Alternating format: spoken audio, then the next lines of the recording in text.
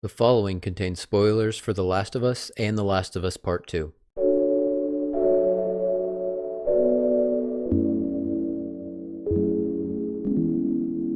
Welcome to the Nite Time Podcast. Hello, friends, and welcome back to the Nite Time Podcast. I'm here with George and Fletcher, as always, and our new friend, he's an old friend of ours, Anthony. And on today's episode, we are doing The Last of Us Part 2.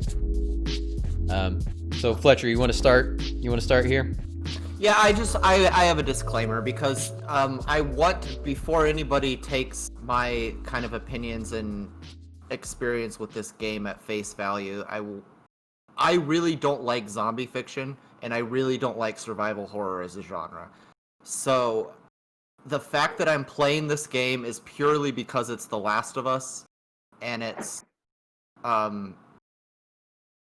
just I know it's going to be a little bit different than the standard thing. But that being said, this isn't a game I would ever play by choice if not for like the cinematic aspect of it. And so like the fact that I really had a hard time getting into the gameplay is partially informed by that, I'm sure. So your biggest qualm was gameplay. Yeah, no, I honestly think if we could separate from talking about like the gameplay versus talking about the story and like the production, because it's like night and day. Like I thought the story and I thought there were about 4 things about this that were damn near perfect. I thought the art direction, the acting, the writing, and the music were phenomenal. All 4 of those I have very little criticism of. I thought the gameplay was complete garbage, though, and I will never play this game again as long as I live for that fucking reason. I also have notes. I have notes. Yeah, I know. Go ahead, Danny, because I know you were not happy with the gameplay either. I have a page and a half of notes that are literally so like. When we do these, I just sort of like, as I think of stuff, I'll like pause and like I'll write it down. Like, oh, remember that thought, and I reread them and try to like organize them so that I know what I wanted to talk about. And then I realized 90% of what is like 100 and some like lines of notes, almost every single one of them is, I hate this stupid game. Why is it so hard to shoot? Like, if I got to play this on a PC where I could like super quickly like right click, point my mouse, left click, and shoot somebody in the head, I'd probably be less mad. But every goddamn time I try, like, one, I can't hit fire a gun. It's 2020, y'all. If a dude is in front of me and I have a shotgun, I should be allowed to just shoot him. 2, every time you go to aim, it's like above their head or like into the ground because the camera doesn't know it's infuriating.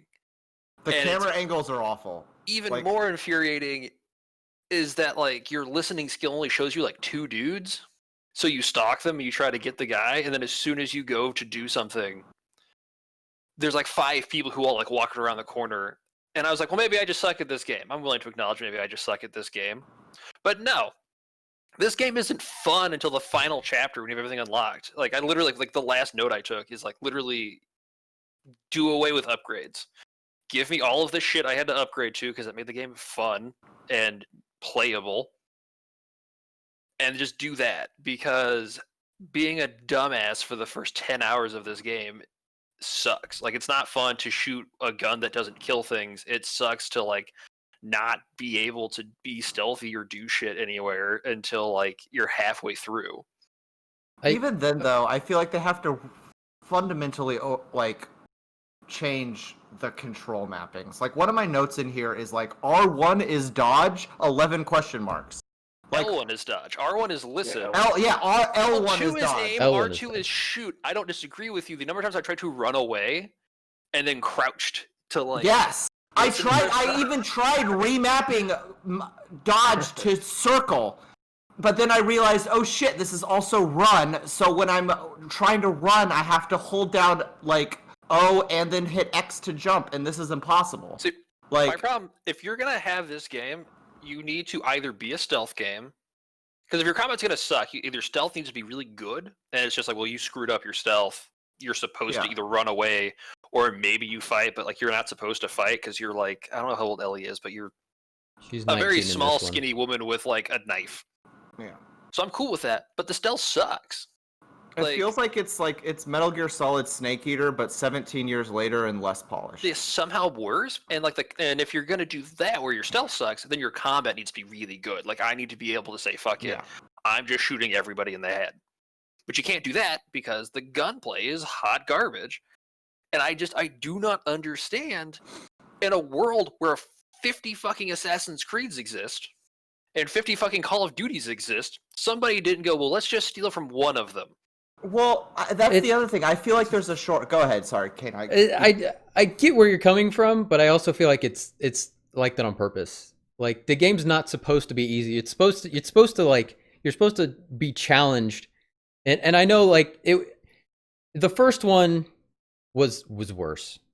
For sure. I think they were about the same. They were similar. There were definitely, I think there were some quality of life upgrades, but like I get where you're coming with the mapping. Like they could have fixed that for sure, but I don't think it should have just been like easy from the beginning. Oh, not easy. Playable. Yeah, playable. Playable. I don't know. I had no problem with the stealth. Like when you're talking about the listening mode, like you can see all the enemies. I don't know why you think you could only see two of them. You cannot see all the enemies. Yeah, you can. I never had any issues with that. You can when you get a couple upgrades. I don't even think you need any upgrades. Like no, the. Well, it depends. It's how far you are from them, obviously. Yeah. Sure you know that. I got to a point where like I'd be like, okay, that's my last guy. Then I have to stop myself and go, no. It's never the last guy. There's always 10 more guys just past that guy. Well, they usually say something that like the character says something to themselves. I know, Yeah. but then let's say it till the last person's dead, though. So if you think there's only one person left, like the amount of times that I would be like, okay, that's definitely the last person. I can't find anybody else, and I would kill them. And another reason, but there's also phases. Because like there you will kill like 10 people, and then that'll be like the end of that phase, and then you walk to like the next screen, and then more people will show up. Like like I don't know, it's in phases. I don't know. I just and they everybody don't you're fighting against till... is simultaneously the smartest and dumbest person on the planet. They're like a supercomputer. It's like soon as one of them has spotted you, every single one is locked onto you. And not just that, the infected too. So like at that last level, when you like the whole basic strategy of taking them out is you let the clickers off the chains, and then they fucking 28 days later everybody, and then you just sneak through to the end. But if any one of them spots you, all of a sudden the clickers beeline right to you. It's like, I understand if you're just gonna suspension of disbelief that these guys all have mind powers to communicate where you are. But, like, why are the infected also immediately aware of your position when one of the humans sees you? I just think that's stupid. I didn't have any issues with that either. That's so funny. I'm with Fletcher on this one. It was frustrating because at one, like, everybody moves in pairs, everybody communicates, and everybody, like, tries to pin you. Like they... And I'm like, okay, I'm not mad about this. That's what like a human would do. Sure. This is really clever AI. But then also, you can crouch and just like fucking like grab it. Like they don't see you, even though you're like you can stealth kill someone right in front of somebody else. Yeah, like they're super dumb, but also super smart. And I'm like, this is really frustrating because I don't know what I am allowed to do. Like I don't know what I can and can't. Because like I would do something where I'm like, I did that 5 seconds ago and nothing bad happened, and now I've got 30 dudes on me. Now it is after my second playthrough. Oh, sorry, Tim. Go ahead. No, you have. Well, after my second playthrough, essentially, what I've noticed, like, at first I thought the AI was, like, super, super smart, and like, what you guys were saying is, it is in this sense, but there was, like, literally, I know they advertise the game to say when you're prone, like, you're not 100% invisible, but you totally are in, like, some of the grass. So, yeah, and it's very much like cartoon logic of, like, crouching behind a tree. Yeah. No, you're right. Like, oh, they can't see me, you know what I mean? Another thing that's super unclear is how far you can fall. Like, there are some moments where, like, I was stuck for 20 minutes because I just never considered, I'm just supposed to take this fall here because that looks like it'll kill me. And then there are other falls that go the other way, that it's like, I can do this, and then, Uncharted 4 is exactly like that too. That's the same problem with Uncharted 4. Yeah, it's a Naughty Dog problem. Yeah. Like a lot of these are Naughty Dog problems. They're not like. Died so Oh, many yeah, times being yeah. like, Yeah. all right, I'm gonna jump off this, and that's gonna start the next level, and then the game resumes. Yeah. Like Naughty Dog's strength has always been their storytelling. Like there's no doubt about that. Like you play Naughty Dog games for the story, and like not for the gameplay. Like you kind of have to suffer through the gameplay to. We should. That's probably why I enjoy want the to talk mad shit about the gameplay for a bit, and then I Yeah. want to get onto the story. We Because can talk yeah. about all of the really, really good stuff that make this game an amazing Yeah. game. But before we do that, let's just get the need to, bullshit out of the way. Yeah, not being able to hear characters unless you're facing them it's annoying. is the stupidest thing Yeah. in the world. I turned on subtitles, so I was fine. But Oh, I like, see if what you you're didn't saying. have subtitles on, Oh, you yeah. miss so much. Oh really? I guess I always have subtitles. I know, like, same whether here. it's the movie or I didn't video play game or subtitles what. with this because in my third playthrough of Final Fantasy VII, I realized that the game is way better without subtitles. Because like there were a lot of scenes that like it ruins the tension because you see what the character is gonna say way too early. Yeah. And so I've kind of learned that like for the cinematic immersion, it's better to play without subtitles. And I'm glad I did, generally speaking. Yeah, and also with Final Fantasy VII, there's so many like conversations going on around you, and if you have those subtitles just like scrolling Your on the whole side of the screen is screen, full, yeah. it's a different game. But yeah, A map. The only part of this game that I enjoyed playing was the part when you get a fucking map. Like the rest of the game, I'm like, oh man, this would be way more fun if I had a fucking mini map in the corner of the screen, had any fucking clue where I was going, because those hints take their sweet goddamn time in showing up. The Skyrim like compass thing, I would take even that, like just anything, something, where I anything can... to give you some sense of direction, because I had none. I got lost so many fucking times. Because, like, I mean, I liked how they made it bigger than the first one, but just it wasn't as fluid, or it was hard to kind of tell where the fuck to go. I get lost several times. I was just trying to find like the way to continue on with the story. And it takes, even if you set like the frequency of your hints to like as often as possible, which you can do in the options, like it's still like they will let you run back and forth in a fucking office building for like 20 minutes before they're like, do you want a hint? I'm like, just yes! jumping into a car you think you're allowed to climb onto to get over a fence. Like, did you guys use any accessibilities or no? the only thing I turned on was auto pickups, and I did that like I probably did too, yeah. 60%. auto I pickups saw are like an IGN article, and they were like 10 things you need, and I was like, I need none of these except for auto pickups because that's That amazing. is so nice. I did use auto aim for the entire game too, though. I turned it on, but it forces you to do like center of mass. Like it's really hard. It's really hard to get a headshot, so I turned it off like right away. I will say, auto pickups saved my ass in the zombie Ornstein and Smough fight.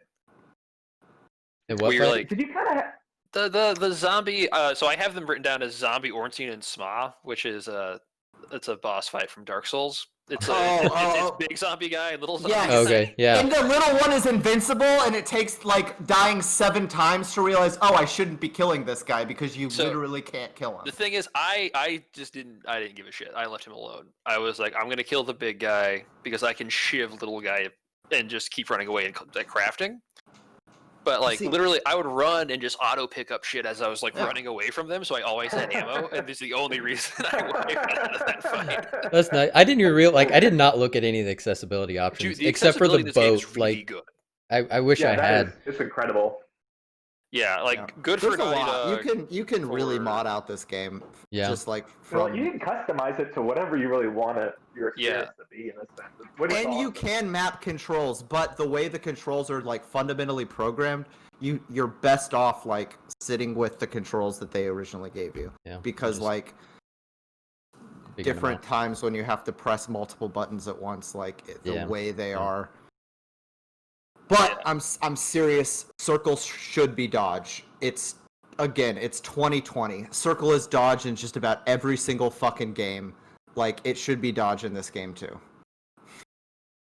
And the dodge mechanic is totally broken. I hated dodge. The only one fight that you have to dodge is that like random ass like God of War fucking invincible dude that you fight at the very end. Like, and I'm glad they added it though, because like the dodge mechanic in the first one was hot garbage. It was worse than this one. Like I you didn't in know this they one, had a dodge one. it Play the did, first but like one, it was so I just don't like have- triangle would pop up on the screen and you would just hit triangle, and you couldn't do it whenever you wanted. It was just only when the triangle popped up. when they They gave did you like the prompt. Arkham series thing. Yeah. Yeah. But yeah, I liked in this one you could dodge whenever you wanted. And I don't know, it didn't bother me that like you could that dodge and run were the same thing, because if you were doing one, you were really generally trying to do the other. It was just Yeah. tapping it versus holding it. So Except if you like, I don't know. I like to button tap when I'm kind of like freaking out. Yeah. Like, Oh, me yeah. too. I If would you ta- I spam would dodge, dodge, it'll and cancel I out. would go into a run and take a hammer to the face. Oh, I did that so too many though, because you times. have to use like the stick to like go the direction you dodge and shit. Mhm. Sometimes I would just always push forward and just like lean into the enemy. Oh, and yeah. hit them several times, Yeah. so. yeah. The dodge mechanic enraged me in this game. Like Yeah. um All right, other if we were talking about the ground zero guy, the big monster. By the way, his name is the Rat King, which That's a dumb name. right, Zombie that's Orange and Small Well. why the rat- Copywritten. yeah. And I'm gonna say it. I love that fight. I thought it was fun, How? but I just didn't like Which- that character. Like which one? What are you the talking big about, guy honestly? in You the, didn't like like so the when you're in the character? hospital Did you get to basement. talk to him? I didn't get to talk to him. What Talk about to that him. character did you like? Why did you No, like no, him as a no, the- character? Do you mean the random infected guy? A ground zero in like the basement of the hospital. Yeah, like the big guy, like the little dude falls out of him. Yeah. Yeah. What do you mean Yeah. you talk to him? Yeah, you said you like him as a character. Why do you No, what- no, what- no, no, what- no. I what- don't like What's him his as a character? character. He just tried to murder you like Yeah. everybody else. no, that's Yeah, that's there's the opposite nothing- of what I said. Is this another I said I effective? thought the fight was fun, but I didn't Yeah. like him as a character. I did not like Oh. that they, because I feel like I feel like Naughty Dog felt like they needed like a bigger, badder infected, and I just didn't think they did. I thought bloaters were kind of good enough, and I thought the Rat King was just unrealistic. I And mean, the like It was also for I me. It was fully- a So super unnecessary. annoying I fight. hated that fight. I expected hated that that fight, fight the too. entire. So I didn't Yeah. play the first one. yeah. So like the whole game, I was like, all right, I'm eventually, because I was like, all right, so fungus grows into like bigger, angrier, bad dudes. Somewhere in a basement, there's the biggest, angriest bad dude, Yeah. because that's how this works. I'm gonna have to kill that thing. That fight sucks. Yeah. I don't know. You're I in the- thought it was fun. No, dude, you're in the dark. You can't see where you're going. You have to sprint away, turn around, shoot whatever thing you have left to shoot. It's a giant bullet sponge in a game that's primarily stealth based. Right. And all he Like- has to do is catch you, and like half the time you can't see where you're going. You get caught in corners. Like I would the- much rather have had like I have to sneak around this hospital and like I gotta shove this cart full of helium tanks or whatever, oxygen tanks over here, and then I gotta sneak over here and do a thing, and then maybe I get to punch him in the face to get away, and then blow him up or something cool. But to run in circles, turning around to like let off a shotgun blast and then do that again while this other tiny asshole keeps attacking me that I have to blow all my shivs on just to escape. That's not fun. I get that. Well, I part get of the that. I think reason it's why I like the different. last I don't one- think it's fun. Yeah. You know? What were you saying, Anthony? I think what was cool about The Last of Us is they didn't have any boss fights in the first game. Yeah. And it felt like They just had kinda like sort of shoehorned it- Bosch-ish, Just a bloater. boss-ish fights. Yeah. Yeah. Yeah, but like they didn't have their one main villain or whatever that you Right. went off. Like the end of the game, you know, you're just facing a bunch of people, but it made a lot of sense to the story context. Yeah. But with this, it just didn't feel like in place. It just felt kind of Yeah. weird. And It didn't feel like it fit in The Last of Us, because like I watched, they have like a documentary on the first one that PlayStation made, and like I mean they had the whole cycle of the infected. You know, they start out as like as runners, and then they get worse and they turn into the Stalkers. stalkers, and then they turned into clickers, and then bloaters, and then like that was Right. the end of the cycle. And once bloaters like died, basically they set off more spores. So like there was this whole cycle, and like they were all clearly just like one person that had become infected, and then like the Rat King was just like 4 or 5 different people, and it was just like it just didn't fit in the universe. I don't think.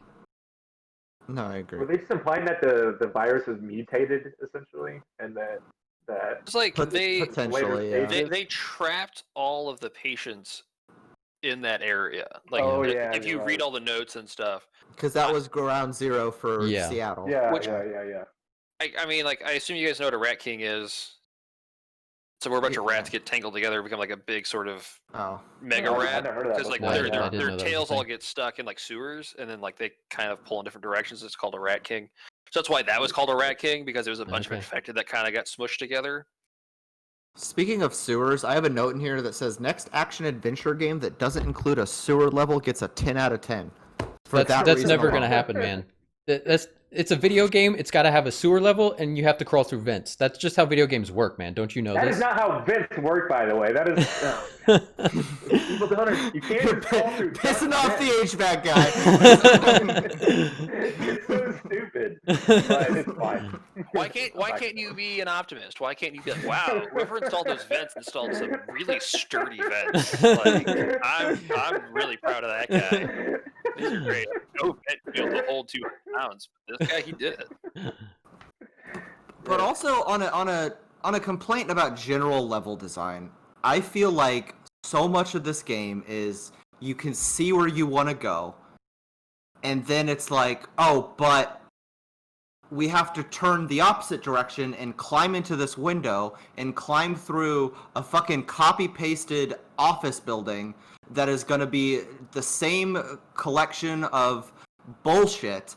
Or even worse, even fucking worse, is when you're getting to like, oh, here's my next cutscene, here's where I've been trying to go. And then the floor collapses. And we have a whole new, like, 9 different rooms that we have to go through because we just collapsed and fell like this arbitrary extra. Like, people complain about padding. I think this game has some of the worst cases of padding I have ever experienced. What's padding? I don't know what is that? Like, where you're making the game longer just by, like, forcing in arbitrary shit that just doesn't need to be there. Stuff. Yeah. Okay. I legit got stuck in part of this game because I got so accustomed to just not trying doors because the front door is never open. Yeah. And I ran around this building trying to, like, all right, there's like a break a window. I gotta climb something. I gotta move a dumpster. Where's the dumpster? And then like, eventually, I was like, fuck it. I'm not getting a hint. Like, I'm gonna open the front door and wait for it to be like, you're an idiot, and tell me where to go. And I went and opened, and I was like, God damn it! It's the only unlocked door in the post-apocalypse was that one. Right. Okay. I will say oops, sorry. You go ahead. What you got? No, if you got it on this topic, because I want to switch topics. I was actually going to segue to a new topic. Not to steal your thunder. Yeah. Okay. Yeah. So, go ahead. If any other complaints, you want to throw those out there? If not, we're going to move on and talk about why this game is actually great. Yeah, real quickly, melee weapons are only available when you don't need them and you already have one. And I hated that. I feel like whenever I desperately wanted an axe, I couldn't fucking find one. But then I feel like I had a melee weapon the entire game. Like, I constantly had melee weapons. I felt like whenever I would always have like, here's an axe, a machete, a pipe, and like a plank. It's like, which one do I want to take? I can't decide. I guess I'll just pick one. And then like an hour later into the game, I like desperately need a melee weapon and there's nothing. And I felt like that was just my whole experience. Aside from that, my general note that I think sums this up is I feel like I am reading the next great American novel, but there's a fucking Sudoku on every 4th page. I too wanted to talk about.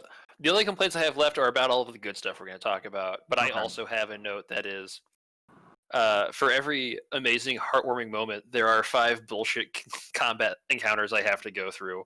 Yep. I feel the same way where I'm like, oh, this is really engaging. I'm super into what's happening. I'm having an emotional reaction that somebody was trying to get from me, and I'm actually having it, which never happens in a video game. Just kidding. I have to kill 10 farmers. Yeah. And like... And it kind of it's like looking back on the game, I mostly like it because I'm not playing it anymore. But when I'm playing it, I was constantly in a state of fuck this game. I hate this. I really, really hate this game. And Yeah, there's a point in my notes where about halfway through that I call myself out for not taking notes anymore, and it's because I'm so annoyed that I have stopped taking. Realize I haven't been taking notes largely because nothing is interesting gameplay-wise, and this story is 30 hours of tragedy porn. And it is. But it's really good tragedy. It's porn. really good tragedy porn because the writing, the music, the art design, and the fucking direction are phenomenal. And the acting. Hardest thing to do in a video game is narrative through gameplay. Yep. A lot of games try it. A lot of games suck at it. Like the press F to pay respects in Call of Duty, this sort of like infamous failure of narrative through gameplay is so good in this game. Like you do a lot of stuff that you think is just you playing a game, and then you get done and you go, wait a minute. Huh. That was technically an interactive cutscene, only it wasn't a cutscene because I did everything in it. Mm-hmm. Like even the Rat King fight, while it sucked, it was still afterwards. You're like, oh shit! Like I am trapped in this hospital basement fighting this abomination because I have to. I don't want to. Like your character doesn't want to. I as a player don't want to. I don't want to go into this hospital, but I have to save this woman's arm. Yeah. And it's really hard to make somebody care about that, like this person we've not seen, and like it just doesn't really like. As much as I hated that part of the game, I can't hate it because it's just so good afterwards. Right. You're like, fuck, all right, I get it. I'm supposed to kind of hate this. I hate you for making me hate this. Like, actually, the one gameplay mechanic that I do love about this game is the guitar. Oh, the guitar is super fucking fun. Yeah. Can we? I don't want to jump ahead too much, but I really want to talk about the guitar playing in this game. Like can we do it? Can we just do a guitar section before we delve into? Yeah. Whoever came up with the idea of we're gonna make you play guitar for seemingly no reason this whole game, just so the very last thing we can do is illustrate how much you've lost via guitar noises. Yep. Should just be president. Like I don't know who it was, but they're clearly the smartest person that we could find. They win. It's the in a fucked up way. It's the saddest thing in the whole game is that at the end, like Ellie can't even fucking play guitar anymore. It took me like a second. Like I thought I was like fucking up. Like I was like, what am I doing? Why does this sound weird? Then I was like, oh shit! Like her fingers are gone. Yeah. Because it took me a minute to figure that out. I was like, wait, why does this sound bad? Oh right. I have an entire page on the last chapter of this game, so we can get more into why her not having fingers infuriates me. And it's not Naughty Dog's fault. I'm mad at a character, which is a thing I shouldn't do in a video game. But god damn it! I care so much about these fucking characters, man. Yeah, I do too. I totally get it. I care so much about the characters I care about, and I get really annoyed at the characters I don't care about because I'm like, I have no reason to care about these people. So tell me what, because I think in this game, not only did I like every character, I honestly think I loved every single character. What character did you not care about? I have in here, let's see, I wrote it down.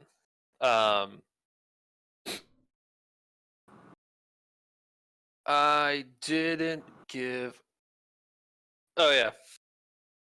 Fighting, so like the order of my notes are literally fighting zombie Ornstein and Sma was dumb. And the very next line is I don't care about this kid or his sister. Honestly, fuck them. Oh, Yara and Lev. Yara and Lev, you didn't like them?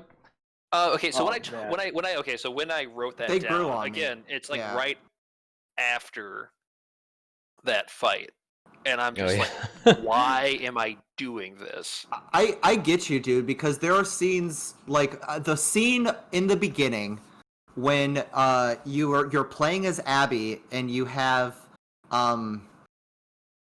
Joel and Tommy come to your rescue, and then Tommy's like pushing that thing and you just have to like hold off the infected. Like that part of the game was so frustrating to me because it was compelled combat and the combat sucks, that I was thinking like, fuck this and fuck Abby. I don't give a shit about this character. Why am I being forced to play as this person in this part of the game that isn't fun? And it's true. Sometimes the gameplay is so bad that it makes you like the characters less. until you can have a break from the gameplay and get back into cutscenes. My very next note after bitching about Yara and Lev is combat aside, narrative through gameplay is hard to do well, and 90% of it is done really well in this game. Yeah, it really and it's because, I had to do a bunch of shit I didn't want to do on behalf of characters I don't know very well, and I'm mad about it. But like that's on purpose. Yeah, you're supposed to be like, why I don't care about this broad. Like, I saved her life once. Fuck her. I don't give it. I want to leave. You know what I mean? But why you did can't she do that though? do what? What was like? Why did she go back? Was she just feel? Was there something that happened in her past that she felt obligated? I think it's her life was saved, but... killing Joel. I think she's she was like wrestling with that dream flashback thing where she like wakes up and goes, "Oh shit, I have to save those people. They're gonna die." And then she leaves the boat at the aquarium to go save them. Yeah, I think it was fucking with her what she did to Joel, and so like in her mind, like saving Yara and Lev was kind of rebalancing in a way. Yeah, her redemption. Yeah. Yeah, and it also gives. I didn't play the first game, obviously. I'm going to say like 100 times, so I'll just preemptively apologize. I assumed that there was an amount of mirroring with Abby and Lev, like sort of, because like I was playing, and I'm like, I didn't even play this first game, but I definitely was like, I see what we're trying to do here. Yeah, Lev is definitely like Ellie, and Abby is definitely Joel. Yeah, like for sure. And there's definite parallels between like those arcs from the first game. Yeah, which like I was like, all right, like it's kind of the idea here. So I really liked that. Also, I have what I think is maybe a conspiracy theory. Sure. When you go to Haven, again, this is still within this realm of like narrative via gameplay. When you go to Haven, and there's the dudes in the robes that have the torches in the cornfield, is that supposed to be like way easier than all of the other like combat situations? Do you think? I didn't struggle through any of that, and I was really nervous about that island. I was thinking, like, this all is of Haven is like kind of really easy, and I want because like they make a point to be like, well, see, I had thought because when you get there, they're like, well, what's the situation? And Lev is like, it's a bunch of farmers and like school teachers. All the soldiers are gonna go fight. Maybe. So I'm like, is this easy on purpose, or am I just better at this game? And I wasn't sure. And I think I wrote somewhere in my notes where I was like, if fighting the like. Oh yeah, not sure if Haven encounters were meant to be easy because they were all dumb farmers. If so, it was great. If not, it's just really unbalanced. So you think that maybe Isaac was like creating this idea that these people were more dangerous than they were? No, I think because like they say like as soon as you get there, they're like there's X amount of soldiers, they're gonna go fight, and she's like, well, what's everybody else going to do? Because this is basically like a city of people. Yeah. And he was like, it's a lot of farmers and teachers. Some are going to hide, but most of them are going to try to fight. So I was like, oh shit, I'm going to have to murder a bunch of like actual civilians. Yeah.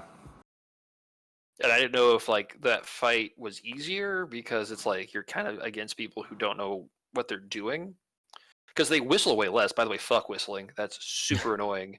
Whoever came up with that idea, unless it's the guy who came up with the guitar idea, that person goes to a volcano. Just put it in a volcano. Let's divide this development team in half. Half of them get to become the next administration of the United States government, and the other half of them have to be put to death. Like the whistling was super intimidating the first time, and then when I realized like, oh, they just don't talk to each other, do they just whistle annoyingly the entire combat? It drove me nuts. I did think it was kind of cool. It was kind of cool that even Lev and Yara do it to each other, though. So it's like it's clearly like a part of their culture that's down to like even the children like instinctively whistle to communicate. And it's really cool until you're 30 minutes into running around some big ass arena full of people, and I'm just like, it's like just annoying to hear. And I get the idea like why they did it because it's like. They whistle so the enemies, which is usually us, doesn't understand what they're saying. But you can just tell what they're doing. Like it's the easiest code to crack. Yeah, exactly. Yeah. It's like if they're whistling loudly and frantically, that means they know where you are. And if they're like whistling quietly and softly, that means they're looking for you. Like it's pretty simple to figure out. So that's what you think. I didn't know if like Naughty Dog even had a little bit more complex of an idea. Like the whistles actually mean a lot more than they're leading on. Like you said, it probably not. I'm I'd sure be they curious. did. Like, I'm sure they actually developed like different Nah. patterns of As, whistling, but it was as just so easy somebody to who figure works in out. software, I'm going to tell you right now exactly how this works. There's one category called enemies, bad guys, whatever. Infected, wolves, scars, all of them come from that branch of code. When a bad guy feels a certain way, it calls upon its assigned soundbite for that thing. I found a dead body. I whistle super loud. I want to communicate to somebody over there that I haven't seen anything. I whistle this way. In the same way that when a person, like a wolf, sees you, they say, "Hey, I found a dead body." That's all it is. There's Yeah, probably yeah. like That's what I 5 whistles assumed. tops, but that's what it is. I'm Like, Yeah. sure there's a Tolkien-esque database of whistles and their deep cultural meaning. Yeah, I within- don't think they developed a whole language like Klingon or Elvish or anything. It was they given probably had what 4 or the 5 working different language whistles. schedule was for this game, the fact that they have more than one whistle is very impressive. There's like some guy that like spent his whole 2 years developing this whistle, like and wrote a book about it. No, I guarantee you it was some poor intern that they were like, "Hey, can you whistle? We're not gonna pay you, but you go to this booth over here and whistle into this microphone for like 3 Yeah. months." Just do it a couple different ways. All right, so I'm thinking we just kind of sort of start from the beginning and just like go towards the end story I'm cool wise. with that. I love it. So what do you guys think of Jackson? I loved Jackson. It was so like it was so comfy and Yeah. cozy. I never thought to have an opinion because it's where I started, and I just Oh, yeah. assumed it had always been there. Yeah, no, like Yeah. that's really Yeah, it the was first new. civilization you see, like civilized civilization you see in that universe, like in the franchise. And it was really cool because like it was just so simple and it was just homey and you know, people looking out for each other, which was like weird. People looking out for each other in that universe. Yeah, was, it doesn't was fit amazing. in The Last of Us. Yeah. It's something. I thought this. Exactly what you were saying. I was thinking like, I don't think we ever saw this in the entire first game. No. Just like a town. Because like you see Jackson, but you're just like at the top of the hill looking at Jackson. You never go into Jackson, and I guess you get a little bit of that at the dam, like when you're restarting the power, Yeah. but you don't see the scale of it. Yeah. It's like their group is at the dam. It's not their community or something like that. Yeah, I yeah, am really happy that because like my biggest beef with zombie fiction in general is that like it doesn't really like you wouldn't lose all of humanity. Like there would still be a whole lot of humans left. So I'm really happy Yeah. that like Jackson and we'll get to the other places later. All are like, oh no, we have like thousands of people here. hmm Um, And they're functioning, and it's like, Yeah. it does seem like it's like, oh, I could live here. it yeah. wasn't like oh yeah, you we're can totally like, see yourself living there. we're all cannibals and garbage people. It's like no, like most of us are like we're all just humans. And we do our best to keep our community. We try to grow our community. Like people are like trying to have babies. You know what I mean? Like Yeah. it's not like, oh, you're pregnant. What are we gonna do? It's like, oh, you're pregnant. Thank God. And you More don't get Yeah. this sense. Yeah, you don't get the sense that like this place is a ticking time bomb. Like that was one of the worst Yeah. parts about The Walking Dead is every single time they found a town, it was just like by the Every end of the group of season. people more than 10 Yeah. is Yeah. Yeah. Yeah, it's just like, and it just got so predictable and so annoying because it's just like eventually like one of these has to work, right? Because otherwise this story just sucks.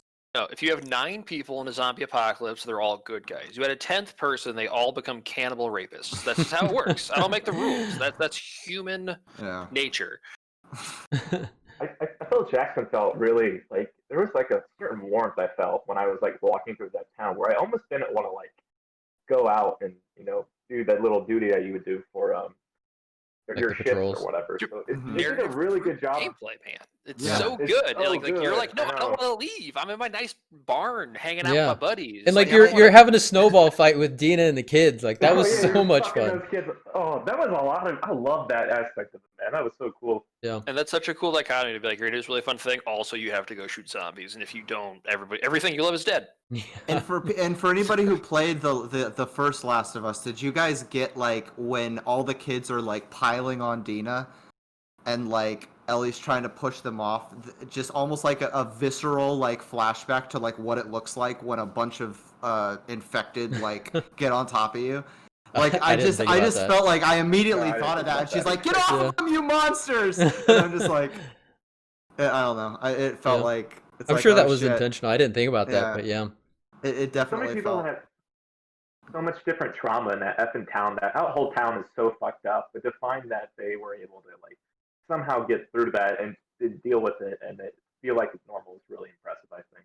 Yeah, I assume when we get to the end of this story, as we're talking, we're gonna have a really serious conversation about how trauma works. Yeah. Man, that was one of the most fun things. I'm not a psychiatrist, but I don't. Yeah. I'm not either, but like, there's a lot of stuff that happens where I'm like, I want to be mad, but also like, if I had been through this much shit, would I? Like. Yeah, that was like one of the most fun things about streaming this, and like Anthony tuned in, like especially towards the end. Like I would just talk with Chad about like, what would you do if you were in this situation, and like everybody had a different take and a different situation, a different thought of like what they would do. And when it all comes down to it, like none of us really know. We like to talk about, oh, I'd be this badass and I would do this, but it's like, I'd kick his ass. I'd kick his ass. But realistically, none of us would know unless we were actually put in that situation. And that's what's wonderful about video games is we can kind of be put in that situation, even though we're kind of on a train track a little bit. But like you go on your patrol, you end up stuck in this like library. You find out a bunch of stuff. Eugene or whatever. Was Eugene in the first game? Yeah, no, I don't think so. No, okay. No. Like, yeah, Eugene leaves you a bunch of shit. You run through a bunch of game mechanics basically, and then you switch to Abby. Well, I think we're glossing over some good stuff though, because I want to talk about I love Jesse. I think Jesse is like maybe my favorite character in this whole game. In a game of really good characters, like Jesse was so fucking awesome. Like every time he was on screen, I was like, I just love this dude. He's so the cool. Chillest person on the planet. Yeah. Like his girlfriend leaves him, makes out with some other girl in front of the entire town. Who's also like his best friend. Like, and he's just kind of like, dude, I don't hate either of you. It's cool. And not only that, like his family is also super chill about it too. Like,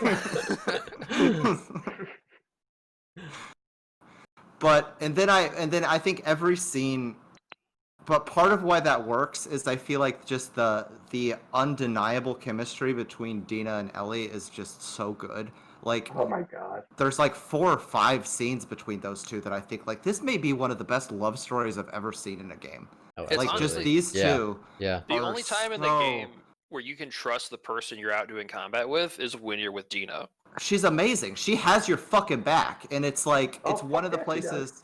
It's one of the places where the gameplay, I think, serves you well, because when you're just getting fucked and then Dina comes out of nowhere and just like axes somebody in the back, I'm just like, okay, I love this chick. Like, there were a lot of times. That was probably my biggest complaint about gameplay was when you had someone with you. Like whenever I was by myself, I was like relieved because I was like, finally, there's no one to get in my way.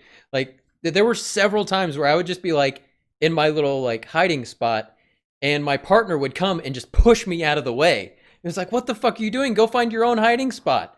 You're an AI. Like move around them. Yeah. What I also hated is sometimes you'd be like back to back with somebody, and I feel like Joel and Tommy were the fucking worst about this. Oh, and then all of a sudden, there's a clicker, and it's like, I thought you were covering me. What the fuck? Yeah. And it's just like, you can't count on, except for Dina, you can't count on anybody to cover you. Yeah. Like I never had any problem with Yara or with Lev. Oh, maybe. Fuck this game for having twins. I confuse those two all the time. Yeah. I only had beef with Lev when I would be like, you could have shot that guy. Like, you know, like he'd have like his bow drawn and he'd like be aiming at somebody. I'd be waiting for him to like, and he just wouldn't. Yeah. It could just be like luck. Like I've heard a lot of people say that they loved Manny, but Manny was the worst for me. And I've heard people say that, you know, the same thing about like Lev or Yara. It was like, I loved Lev because he would always kick ass when he was with me. But I don't know. It might just be like, it's just an AI thing. Yeah, I thought Joel and Tommy were the worst. I thought they were the most useless, the shittiest combat. The useless, partner, most useless fucking like. Yeah. Yeah. Do you think their AIs were different? No, probably not. Yeah, it's It's probably just just the the same combat's set up. partner Yeah. AI. But Yeah. I think it's possible Dina might have been different because I feel like They probably made her stronger because it's early in the game. Right. And I definitely felt like she was way more helpful than everybody else. I would not be surprised if they made her stronger because it's early and they want you to get through like the early combat better, like you get some help. And Yeah, also maybe. just to build up that bond between Dina and Ellie. I would not be surprised if just for the sake of the narrative they made Dina more helpful in combat. Yeah, just so you like her. It's not a big deal. It's not that hard to do from like a game building perspective to just make her slightly, because they're all invincible and they're all invisible to like the stealth They aspect. are. They're not. So, like, I thought they were because totally invisible. Ellie completely was, but not in this one. There was a couple of times where my partner would get caught Really? and screw us over. I Yeah, never had that happen. That never happened to me once. No. Yeah. That happened to me once, but in Last of Us was notoriously bad for Ellie just fucking walking Oh, yeah. through She like would- the battlefield. yeah. just She like would that. run into a clicker and then they just wouldn't see her. They were like, okay, we have to fix this part. Yeah. So where are we going next then? Okay. So I guess taking over Abby, playing Abby. Playing as Abby. I liked her at first because like. You see, I immediately hated her. Even before she killed Joel. I immediately didn't like her. She seemed... What? Hey, Google. Sorry, my Google thing went off. I didn't have... Hey, Google. I mean, she seemed fine. Stop. Yeah, I didn't I have grew- any issues with her at all. I grew to like her. In fact, I actually have a note here where I was like, damn it, I like Abby. Because, like... Why did you hate her, though? Like, I honestly don't know. It's hard for me to say, like, I just didn't like her. Like, I didn't like... I don't know. It's probably just, like, her look. I just, like, she is very, like, kind of jarring. Like, to see, like, just, like, such a angry, beefy... And I'm sure it's very sexist of me, but, like, I just, like, was like, oh, she's a little off-putting. And then, like, when she just turned out to actually be, like, a cold-hearted bitch, in addition to being just, like, kind of strange looking, it was very easy for me to not like her. Yeah, for me, at first, like, when you first play as her, and you're starting to, like, take out Infected and stuff, like, I thought she was a total badass. And, like, I didn't know that, I avoided... trailers. I avoided all the spoilers that came out. Like I only watch saw that anything. E3 trailer. That E3 trailer that shows the very fucking end of the game. Okay, wait. They show the it's not really the end of I mean, it's a flashback. They show the kiss at the dance in the E3 trailer. Yeah. Okay, I got it. And I thought, like, this is really late game shit, which I get why they showed it, because that's a great scene, and it's perfect. Oh, yeah. Marketing department, stroke of genius to throw that out there early. Yeah. That was same here. That was the only trailer I saw. So, like, I didn't know, and I guess Naughty Dog wasn't even going to tell anybody. Like, they didn't tell you that you were gonna have another playable character until the leaks came out. But I didn't know any of that. So, like, I was, as soon as we were playing as her, I was like, oh, cool, we're gonna have another character. Like, maybe we're gonna be friends with Ellie or something. I don't know.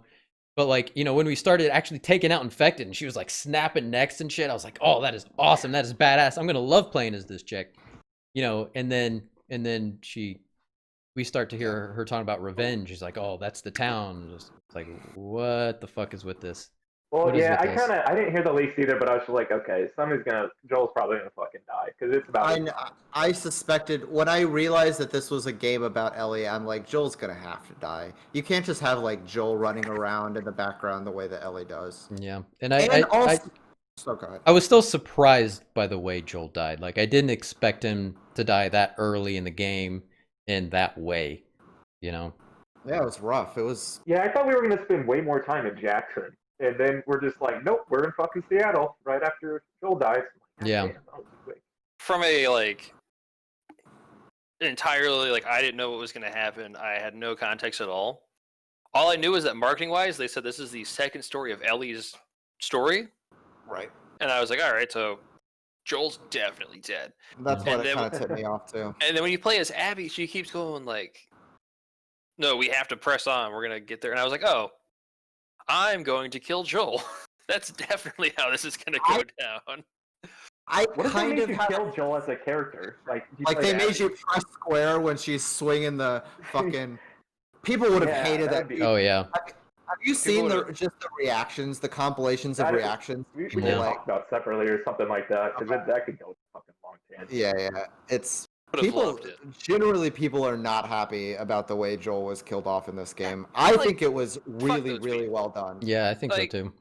Don't sit around and be like, "Oh, I totally understand." Like, this game's like deep. It's about like humanity and suffering and trauma and all this other stuff, and how you like fight through life, and then get really upset that your favorite guy is dead. Yeah. Like, I'm sorry. Like, you can't have both. You can be upset that he's dead because you like him, and you're upset that your make-em-up video game didn't cater to what you wanted, or you can acknowledge what the story's going to be about, because you can't have both. He has to die. He does. His story was told. Also, he kind of had it coming. Joel's a terrible person. The only reason we like him is because we play as him. Also, part of the reason I was initially not that excited about this game, I mean, this year they had a bunch of big games that I was really looking forward to coming out, and this just really wasn't one of them. But part of it was because looking back, I feel like Joel's story is done at the end of the first game. I just don't know how they're gonna naturally progress the story from here, because it seems like it has a perfect arc, and I don't really want it to go anywhere else. And the way around that is like you kill off Joel, and then you make that the catalyst for like Ellie's story. And I thought that was really smart and really well executed. The writing was awesome. The acting was like totally on point. Like they did everything right to earn that scene, and good for them, because that was bold. This game is a bold ass fucking game. Like, in a lot of different ways. And what I've realized in the last couple of years is a lot of the moments in media, books, TV, video games, that I end up liking the most is the stuff I don't like in the moment. Like characters dying on Game of Thrones that I loved. Like I was like, oh my god, that sucks, but that's so good. And I immediately thought of the parallels between this and Game of Thrones, because I thought about everybody loves like Ned Stark getting his head cut off, but they don't want to see Joel get like his head bashed in with a golf club. I think it's a little hypocritical. But I also think that speaks to how well Joel is written, and just to the power of video games, that actually being those characters, I think, makes you more drawn to them. You feel for them more because you become them. Yeah, you were with him for like 16 hours, in that one game, and you did. I feel like a bunch of stuff. One thing that I was kind of confused by was that, so they kill Joel, he's dead. We're all super bummed out. I didn't care, but I'm sure everybody else was super bummed out. I was wrecked, dude. I was just sitting there like, holy fuck. Danny, I just wanted to see you go. Just waiting for. I mean, even having seen it coming, even seeing it coming and knowing it was good for the plot, I was still like, oh, fuck me and fuck this game. The thing is, if you don't play the first game, all you know about this guy is that like he could have saved humanity and then just like didn't. So like I was like, he's gonna die. You have that adorable scene when he's like trying to teach her guitar but doesn't know how to talk to her, and I'm just thinking like, oh, you're such an awkward dad. Like whatever. Yeah, he's an awkward dad because he's better at murdering people than speaking to them. If they'd asked him to kill Ellie, it'd have been a shorter game, but it would have been more in character. Regardless, I thought it was super weird that they don't kill Tommy. Why? They didn't have a reason. His brother. Yeah. Well, he told Tommy immediately told him there was his brother. He introduced himself. Well, like the thing Tommy has nothing like, to do with why Abby hated Joel.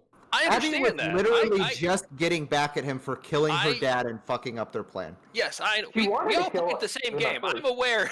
Yeah. I know why that happened. But it is still... They have to have some semblance of an understanding of like, oh, we are going to like murder a man with a golf club. If we let these two people go... Like, I see what you're saying. Fully assumed, I mean, they're going to kill Tommy for sure. It was kind of naive to think they wouldn't retaliate. In some random ass city, like they're gonna kill, like they're not gonna kill me because they show them like stopping them from killing me. I'm like, all right, but I'm gonna like wake up. I'm gonna have to escape somewhere. I'm gonna get kidnapped, and they don't. They're just like. I also did hear.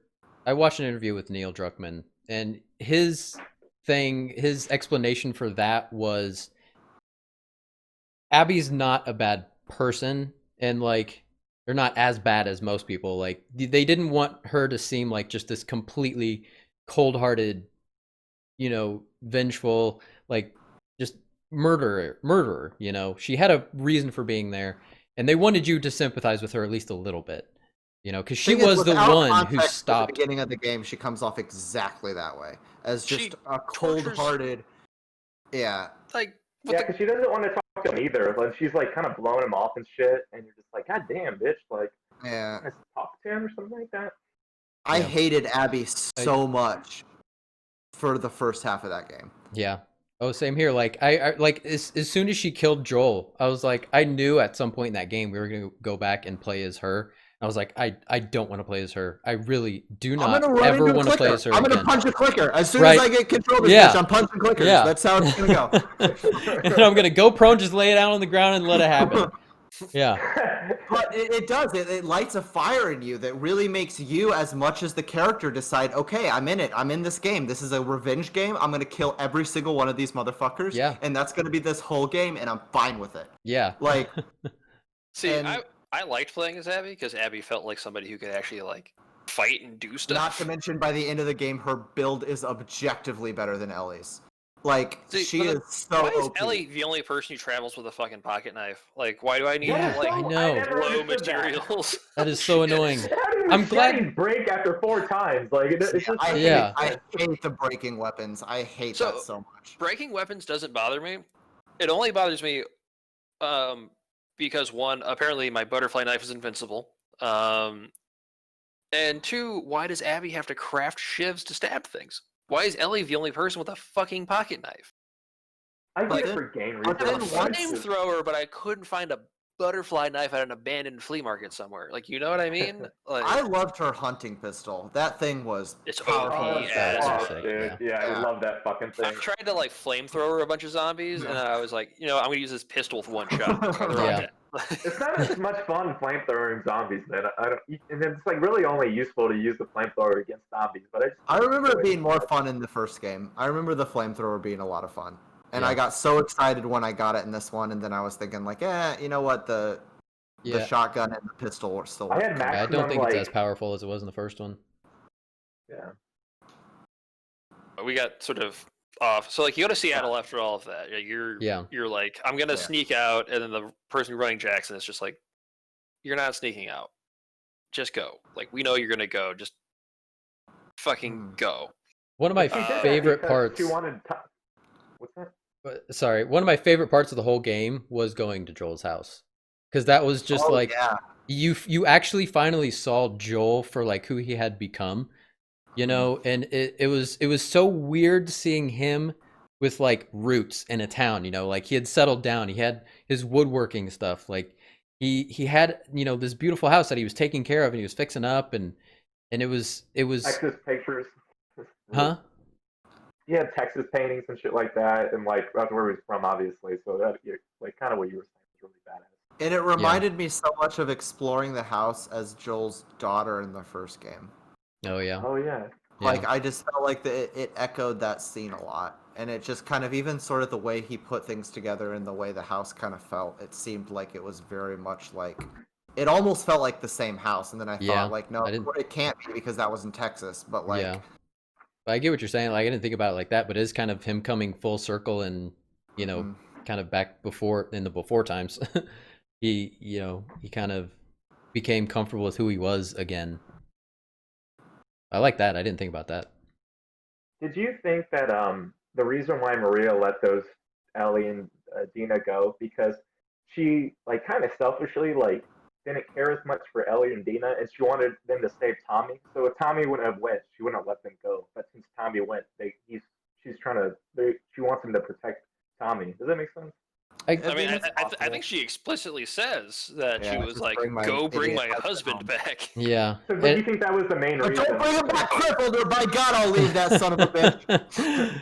Yeah, I think she just understood that Sucks. she couldn't have Like, I stopped don't blame Dina anybody. and I Ellie would- even if she wanted to. He's a piece of shit. I'm gonna adjust that Tommy might be the only character I didn't like because like at the beginning he like no matter what he's always like making Ellie feel bad. Like when Ellie is like we have to go avenge Joel, he's like no we don't be stupid, and then he goes and does it and you're like well what the fuck Tommy, and then at the end when like Ellie has the like perfect fucking little life, he comes and fucks it up and then just like guilts her as like a grown ass man. Yeah, hold on. We don't have to go I have an ahead. entire page of notes on this. Yeah. We Okay. cannot skip ahead. But no, Tommy sucks across the board. There's nothing. Fuck, I hate that guy. It's I just, love it's Tommy, not man. good. That's so funny. Plus he killed Manny and I like Manny a lot.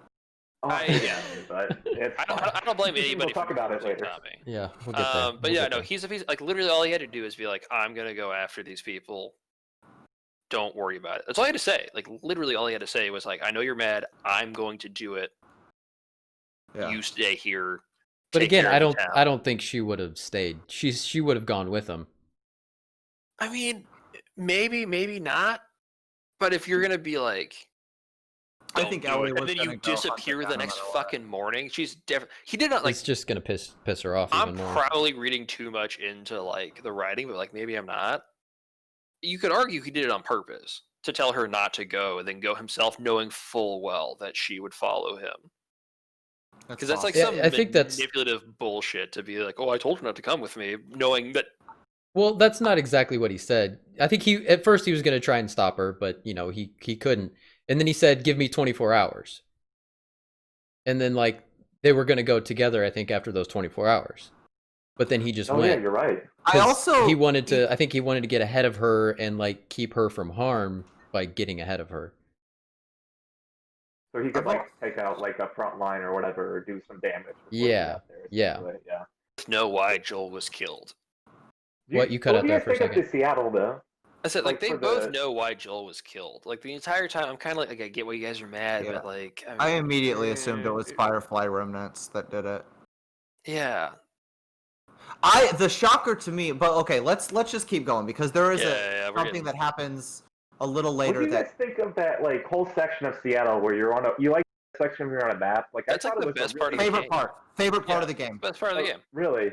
Yeah, it was the only part of the game that I enjoyed playing because I was like, oh, okay, so this is like a little bit open world. We actually have a map. I kind of have a concept of where I know where I'm going. Seattle's really cool. Like, did you guys go to that music shop Oh yeah, and get this little secret that song? I got the song. Yeah. Yeah, Oh, Take yeah, on Me. That was so good. Yeah, There's all Um, kinds of cool shit like that, and I was just like, Yeah. this is fun. Like, this is like and then the rest of the game just wasn't like that. Like, What I think is really cool about The Last of Us, especially like when you were in that map section or whatever, was like you could just read notes and you could just be able to like kind of see how the story went like visually of like what everything happened, and like you see like somebody dead on the floor or whatever, and you read this note and you can kind of just see how everything went down. It's really yeah, that's what I thought did really well.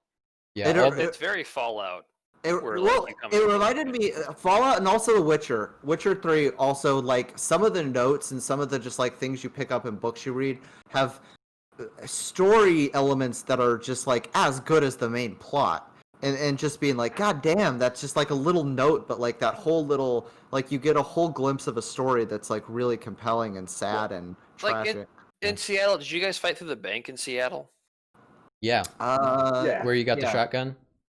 Yeah, and it's like you get bank in robbery, there. right? Yeah, it's like a bank robbery, and you're like, Yeah. oh shit! Like these guys tried to rob the bank They on tried the day of yeah, the thing, on Outbreak and Day. this guy got bit and got locked in here, and and you're just Yeah. like, it's like a little vignette. It's not super important to anything, But it was cool. but it's very Like, there was a cool, lot of and that, it yeah. makes the world sort of like, oh yeah, of Yeah. course, some random dude would be like, dude, let's rob a bank on It like helps this build crazy, the world so well. you know what I mean? Yeah, And I wish they would have made the whole game feel like a lot more like that one little portion of Seattle. Because that, if It the is- whole game had been like that, it would have been so much better. it is surprising that they didn't have at least a couple of areas like that. They only did Yeah. that one time in the entire game. Like they could have done it just in later in Seattle or What Fully yeah. It expect is surprising to that they find didn't. maps everywhere we went. Yes! I And- wanted more maps! And Like, it that just was one of never my came biggest... back. Oh, What I thought was weird though is I read somewhere where it's like it's an open world game, or it's not like an open world game, but like you can do like come and please or whatever. And then I thought I was going to go back to explore Seattle more, and then I realized like you were just shut out from that one like map section or whatever. Yeah. So that's the only thing I was bummed about because I was like, oh, I'll come back here later once I'm like done with some missions, and like, obviously you couldn't do that. So that was the only little frustrating part. It is. I somehow missed the trophy for hitting all of the locations in Seattle, and I honestly don't know what I missed because I like made a point to not do that, and I'm really annoyed because I think I missed a lot. I think I missed a lot in Seattle. There's like a campfire there you have to see or something like that too, and like some. I did try to throw a brick through the stained glass window of that synagogue because did it work? I thought that no, it didn't. No. I thought that was how I was supposed to get in because like I picked up a brick and there's a big ass window and I was like, oh, of course. Yeah, this is how you get around in this game. The brick exploded and I was like, well, this is immersion breaking. Blossoming Nazi sentiments. Oh man. All right. But yeah, that was cool. The horse, they kill the horse. They do the animals so goddamn dirty in this game. Yeah, like those poor dogs and poor horses. They don't deserve any of this. No, the dogs deserve it. No, I didn't give a fuck about that. We didn't talk about it in our bitching about this game section. You hated the dogs. I forgot how much I hated dogs. They're annoying, but like the first time I killed a dog, I made a conscious decision. I'm not gonna kill another one of these fuckers because that was fucked up. Yeah. I did not like killing a dog, and then it forces you to kill a dog. Yeah. And then it's just so hard to not kill the dogs. Like they're so vicious and they find you so easily. They're hard. Yeah. You just gotta fucking bite your head off. You just gotta keep moving. You just gotta keep moving. Like, because the dogs they're relatively slow. Like they will track you, but like until they've actually found you. They make it really hard to stealth kill the person they're with. Like you just avoid him. You don't fuck with that person. You just except you're not going to be able to kill that person, and you sneak past. I just use trip mines, and so I just don't play that way. Just blow that shit up so quick. That was fine. I did not use trip mines nearly as much as I should have. No, there are a lot more. On my second playthrough right now, I've used them a lot. The first like 2 times I tried trip mines, I just blew myself up. Same here. Killed myself. That's a huge ass blast radius, man. Yeah. Yeah, no, I totally... I like the pipe bombs better, because they were more like the bombs in the first one where you could throw them. They're more like grenades. But yeah, the trip mines, I'd like never use them. I was fighting the scars in that like parking garage, and I like kept fucking up, and I was like, I'm not restarting. I'm just gonna play and hope I get out of this, like, because I screwed up like hard. Like I had like 6 people chasing me. Yeah. I put down 1 trip mine and ran away, and I blew up like half the people on the map, and I was like, oh shit, all right, I win. Nice. Like we're cool now. Yeah. And then so like after the open world Seattle part, like you get to the part where like Ellie first attempts to like torture people, and she's like, "Is that in the school? Was it a school or a school or a hotel or something?" Oh yeah, it's the hotel and the school. It was a school. It's the hotel. Yeah. I think it was. I don't remember. I don't remember which one you got. The hotel is where you find where Tommy tortured people, and she that's it. That's it. And then then she goes to the school.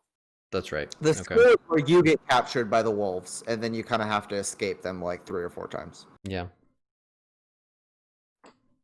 But it was interesting just seeing like Ellie attempting to torture people. Like it was clearly something she had never done. She had just like heard about it from Joel, and she wasn't good at it.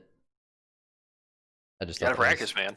You gotta practice. This is, practice makes perfect. The only way you're gonna learn anything is by doing it. Guess we all gotta start somewhere. Yeah, I mean,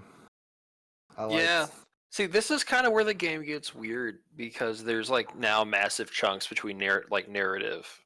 Yeah, there's not a lot of. I'm gonna fuck around Seattle for a while. I'm gonna learn about myself, but like we're really just playing the game, and then I'm gonna run through all this other stuff. Yeah, Seattle Day 2 on both characters is the worst part of the game. I hated day 2 for both Ellie and.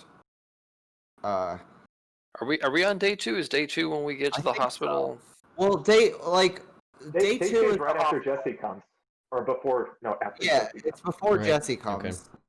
Okay. Yeah, because you get to No, the it's okay. Cassandra. You stay the night at the theater. You go to the theater.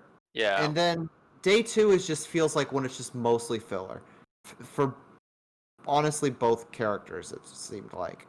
There's definitely a lot of like, we needed to introduce the wolves, but we wanted to do it in a way that made them impactful.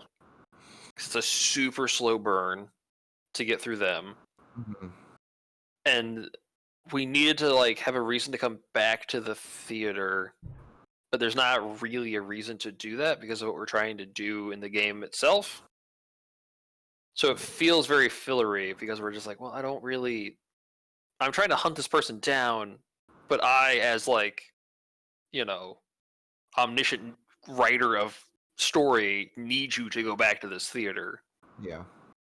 Because I have to tell you that this person's pregnant and do all these other things, and Jesse has to show up. But I do think that that's where Dina being pregnant serves the plot really well, because it gives you it creates this character that isn't moving around with you anymore, and it kind of keeps bringing you back to like a home base. Yeah, kind of this home away from home. And it makes sense that like all of a sudden Ellie's like, okay, fuck that, you're not gonna go out there fighting infected with me. Like you're gonna stay here, and I'll come back when I do what I gotta do. And her being there also serves the plot well because she can like listen to the radio and hear what the wolves are talking about. And, yeah, like a command center.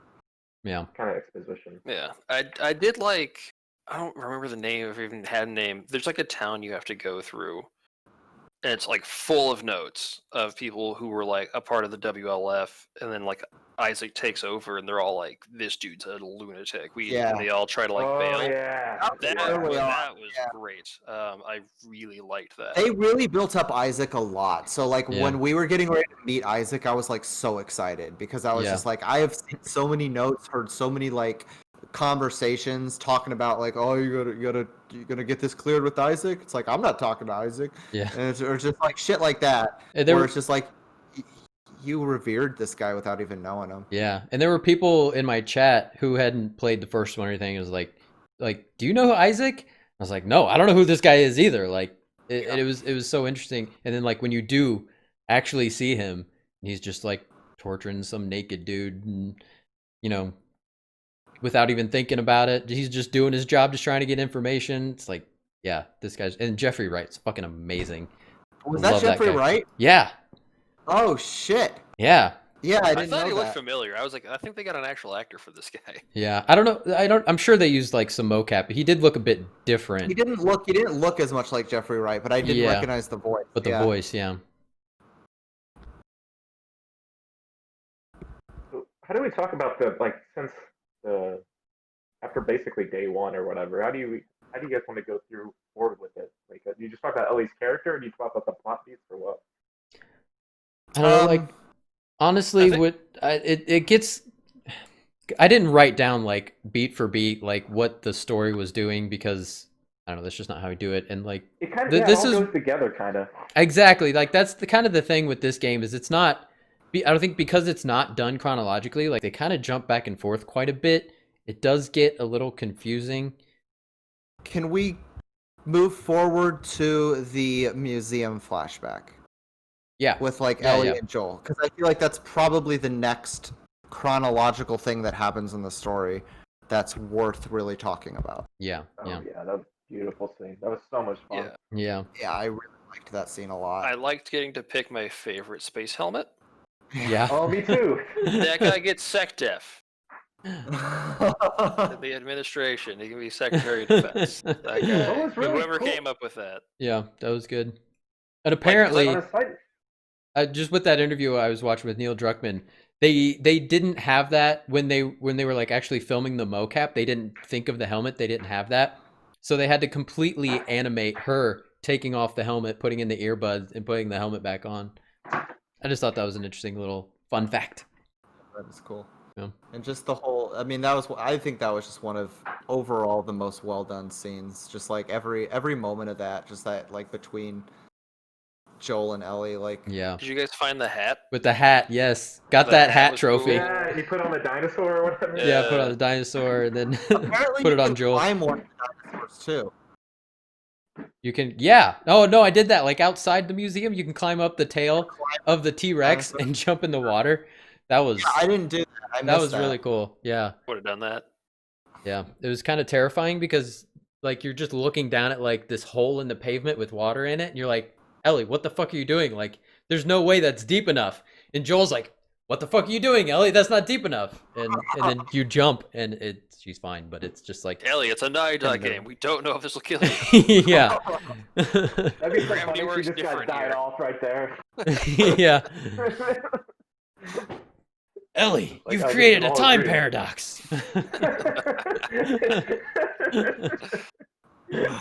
Well, I think what I liked about that, I mean, obviously with everything with when they went to that museum, is I don't think you fought anybody when you were in I don't that. think That's what Yeah. makes it so good. So the first half is really like it's cool. You're a kid and you're dinosaurs and hats and spaceships and bullshit. It's very nice. It's very heartwarming. But what makes it awesome is the second half of that scene where you cross over and he's like, I haven't been into this building. I don't know what's going on here. And she was like, fuck it, I'm going in. And they build up like this, like one, you kind of find out that like the fireflies are kind of fucked up. And you You also can are pick like, up ammo and supplies too. yeah, it's like, the oh, switches. I'm Yeah. gonna fight something, Right. and then it's just like a wild boar or whatever, like just kind of runs you Yeah, over and then fucks off. Yeah. And then he's like, "What's up?" And you're like, "Nothing, I guess. So- I guess we're Yeah. fine. It was a good day." And then you're done. And was like, the that's so bloater cool. not in that flashback then? Was that in a different one? Because I Yeah, know that there was was a one different one. flashback. That one's in like a Bloater- ski lodge or some shit. Yeah. Yeah, they went. Well, they were supposed to go to music to get guitar strings. Yeah. That was the Yeah, same that's one where right. like Tommy was later. teaching Ellie how to use the rifle at long range. Oh, okay, that was like the sniper tutorial. Which Yeah. never came back. Yeah, I mean, If- you do. you could mod your weapons to have scopes, but But like, you don't. At least I never shot anything at that distance. Like, I never had to adjust for like bullet drop ever again in the game. And maybe I just I did a played differently. few times, but it wasn't not to that extent, not to that distance. No. no, I don't think I ever did. I mean, I'm sure it's possible. I'm sure there are some enemies that you can take out Yeah. easier Yeah. by sniping them. But there's Yeah. no reason to, because as soon as you do, everybody knows exactly where you are, despite the fact that you're 5 miles away. Yeah, and it was really more with the bow and the crossbow. Like they drop a lot quicker than bullets, obviously. Yeah. So Yeah, that makes more Yeah. sense. yeah, I'm gonna be honest. I don't know where chronologically that flashback is. It felt like the biggest waste. Some of of the time, though. flashbacks are kind of confusing where they fall. Like I got really confused about the flashback where Ellie actually finds out what happened in Boston. Yeah, me too, Kevin. yeah. Because one, I had no idea Ellie had any idea, and to me that fundamentally changed the story. Like, and I think they did that. That's intentional. Like, that was a mid-game reveal. That's like Ellie's known all along, or not all along, but we don't know how long. Yeah, she's known Yeah. long enough. Yeah. Yeah, And- I think that was really because they do say like 2 years ago, 4 years ago. It was between the museum and then kind of the main game. So like it was. So was that fairly close to the barn scene towards the end? No, because she finds out after the bloater flashback. Oh, it's Yeah, after the bloater. yeah. flashback? I think it's like But right it's after the bloater. It's in that flashback. It's the end of that flashback. No, because it's its own separate flashback. But Yeah, I think I think it that was does a different chronologically, like in game time, does take place like right after that. Yeah, So she 'cause, like, went all the way back to Boston, like after they were living in. It No, wasn't Salt in Lake City. Boston. No, it was in because like Salt Lake City. Denver Salt Lake City. or Salt Lake City. Oh, That's right, Salt Salt Lake Lake City. City, No, that's it right. wasn't Yeah. in Boston. because she finds the note that's like, even if we found another immune person, the person who could find a cure is now dead. And Yeah. then that's when she goes, oh shit. I Right. love that they did that. Like, That it's was- gone. There's no more fucking cure. Like it's Yeah, they'll it's fuck gone. everything up. But That that's was also not that was true. for me the most heart wrenching part of the game. Honestly, was Really? it was.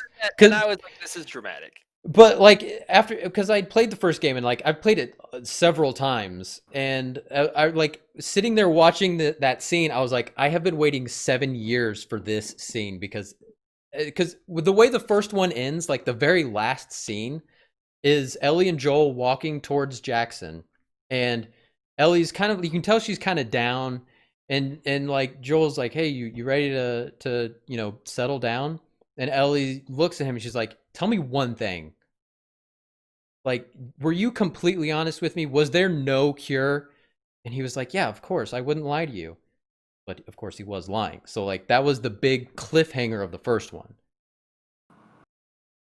You see, I never saw that as a cliffhanger. I just saw that as like Neither did I, Jason. Yeah, I thought it was kind of an ending, but yeah, sorry. So go like, no, you go ahead. Go ahead, Anthony. I'm not gonna say anything. No, you guys. I don't have anything to say. Sorry. There's a lot of doctors, and I acknowledge. But Adam's is the best. Sure, I acknowledge a lot of the doctors are dead.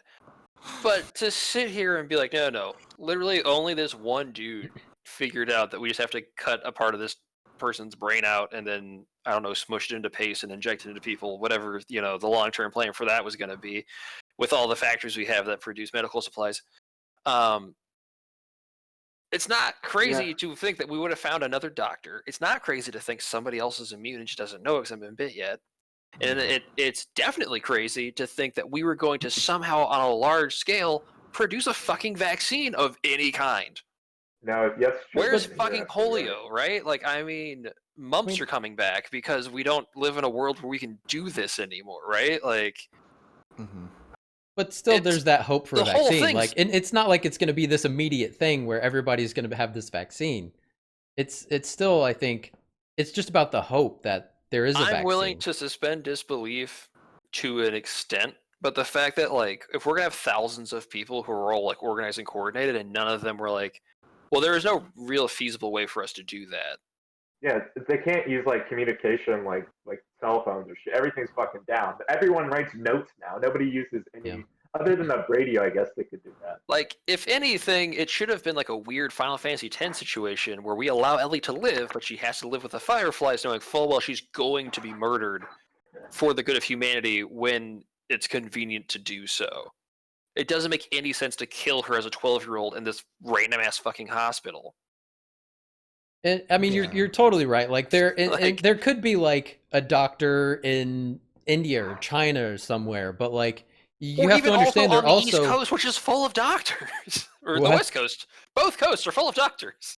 But, like, but doctors, it's... Actually. Yeah, like... There still has to be a lot of things that have to line up.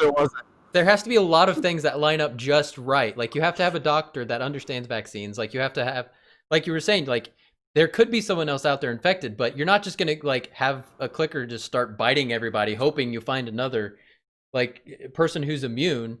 It's very hard to get those two specific things to line up. They were able to figure out what made Ellie immune and what they needed to do to her to make a vaccine from her body. While she was still alive. Have you ever made a vaccine? No, I'm not saying to make a vaccine. I'm saying to find an immune person. I mean, here's the reality: if we're able to establish in world that at a hospital we were able to figure out why a person was immune and how to turn their brain into paste that makes other people immune, I would argue we could do the first half to a whole bunch of people. Right? Like, they figured out why she was immune. Am I wrong? I mean, I might have missed that. Honestly, I think it's just because it doesn't serve the story. Yeah, like, George, you're focusing on these weird parts. Like, I'm sure you're right about this. I don't know enough about biology to know. Yeah. This is the downside to really good world building, is when you pay so much attention to so many details. That's fair. When you leave other details out, you have to go, well, if that's a thing we really give a shit about, then why did we ignore the other thing that we should also give a shit about? It's like if there was a massive scientific error in Breaking Bad, everybody would be like, okay, that's clearly wrong. And it would be a much bigger deal than if there was a scientific error in, like, Game of Thrones. Because obviously, like, when you build a world around realism and, like, it feels immersive and it feels complete and it feels fully fleshed out, then you do nitpick every single plot point. Like, imagine this exact same game, only the first game doesn't end with you murdering all the doctors and you pulling her out. Instead, it is all saying she just can't leave. It's a different game, but I don't somebody else kills Joel for some other reason, and then Ellie breaks out to go exact revenge in the exact same capacity. It's the same game. It sort of, but it's not as good of an ending. That would have been an incredibly boring ending. Like, having not played the first one, I think you're speaking from logic, just hearing the plot explained to you. But like that's the whole story of the first one. It's this moment that Joel decides, you know what, fuck the world. Like, I love this little girl, and I'm gonna do it. I get it. It's your daughter. You have to save your daughter. Yeah, and he has a whole thing with daughters because his daughter dies at the beginning, and then it's like a whole, like, it's his second chance, and he decides that the most important thing is protecting this one little girl's well-being. We're gonna get into being frustrated by endings of the Last of Us games. Sure, it's a really good. I loved the story of the first one. I think the second one, the writing is as good, if not better. The story isn't quite as good. Like, overall, I have a little bit of issues with the entire last chapter, but we'll get to that. Let's keep going forward. We should probably we should probably move a little bit faster. Yeah. Okay. So I mean, do we want to cut? Do we want to cut all the way forward to taking over Abby, or do we want to wrap up some stuff in the Ellie part? I mean, if there's anything you want to talk about else with Ellie's part, go for it. I mean, other than like she actually like finally tortures somebody like effectively, and then figures out where she's going, and just goes on an absolute fucking rampage through all of Abby's friends. Yeah, is like a 48-hour difference was enough for her to be like really bad at torturing people to like. I made her talk. But it's not even like she was necessarily good at it. She just like took a fucking pipe to her, and she still wasn't good at it. Abby never got, because she tried to do that method against Owen and Mel, and she just fucked it up. Like, she tried to do that thing, and it just didn't work, and she ended up killing them both. But that wasn't her plan. Like, she tried to do the thing that Joel taught her. Yeah. And I think that was interesting, because it shows that she is like, you're seeing that that sort of moral decay, and that sort of her becoming like a more hardened person without her necessarily becoming a more proficient person. Like her, She still felt remorse after like killing Mel, like because she didn't realize she was pregnant. Which was kind of silly, because you could always tell Mel was pregnant and belted the whole thing. But I didn't realize she was pregnant until we saw her from Abby's side. Like, I was like, wait, was she always pregnant? I honestly didn't notice until we saw her in like a. There was like a specific shot where like Ellie opened up her like coat to reveal her belly. Like, you didn't see that thing. She just like broke down. And then Tommy came in and like I guess later or whatever. Yeah. I don't remember how I missed that, but I guess I did. Yeah. It's only a couple of seconds, so like you could have just been looking at your phone or something like that. I feel like that was something fairly easy to miss if you weren't staring at the screen. Oh yeah. There's some things in this game that are super easy to miss. But like, I didn't know that Lev was transgender until you were watching me and I explained it, yeah. Well, yeah, it took until they were saying the conversation where they were like, "Oh, someone was calling him Lily," and then it was like, "Yeah, he explained to me, that like how he felt inside, and I never took him seriously, and then he shaved his head." I'm like, "Oh, okay, that's like when I kind of got it." Oh, yeah. Yeah. But I figured it out when they were talking about the whole calling him Lily thing, and Lev was talking to Abby like, "Do you want to talk about that?" And Abby was like, "No, I get it. Do you want to talk about it?" And he was like, "No." It's like, then fine, let's just move on. But I remember thinking even before that, I was like, did they get an adult woman to voice this character? Because like the whole time it sounded like a female voice, and like a grown-up female voice. Yeah. And it made more sense later, but then I also, I don't know. I knew somebody was going to be a trans person of some kind some point in this game. And, yeah, right? Fucking Anthony. What are you doing, man? What are you messing with your thing? It's fine. Just leave it. No. You're so ADD. I didn't. I don't think he's doing it on purpose. This guy. I don't think he's doing it on purpose, but he just keeps moving his phone. Sorry. But yeah, it's all right. You're just gonna make this really hard to edit, Anthony. Sorry. Don't leave it in. It's gold. It's content gold. I knew somebody was going to be trans eventually in this game at some point. I didn't know who it would be. I knew that it was going to happen. Like you knew, or you just assumed? I knew. Okay. That was part of our little group text when I was like, a lot of things are being ruined for me. Because other people are like writing these like op-eds about stuff that I'm like, shut up. You're like, You're shut up about spoiling this shit. game. You don't realize it. Yeah. Spoiling shit. Yeah. And the whole time I'm just like, I don't know who it's gonna be, and I was like, I really hope it's not Abby, because that's gonna be really annoying if it is. Yeah. Like, because we can portray women as like women, and we don't have to, like, you know what I mean? Like, she's allowed to not look like the weird nerdy video game version of a woman. Please don't take this away. And then I was like, I like stopped playing one night, and I was like, oh, it's the kid. That's why they hate him. Right, they're a religious cult. They hate the kid. Why would you hate a child? Well, he's either gay or he's trans. Well, he's not gay. So he's the other one. I literally thought they were so strict that they shunned him for shaving his head. And I thought, like, wow, they take the rules very seriously. Like, and I thought, like, people have shaved heads in this. Adults do, but I didn't know if it was some rite of passage that when you officially become a soldier, you shave your head, and he just did it. You had to earn the shaved head. There's a lot of gnarly shit in this game, and like most of it's kind of like it's a video game, so like I'm not like that worried by it. But smashing Yara's arm with a hammer.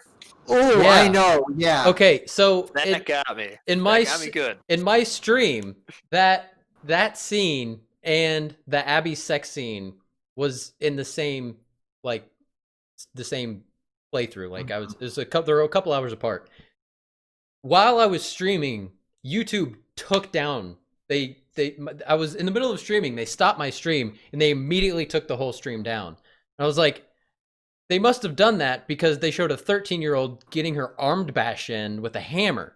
I was like, because you're not allowed to have violence against children on YouTube at all.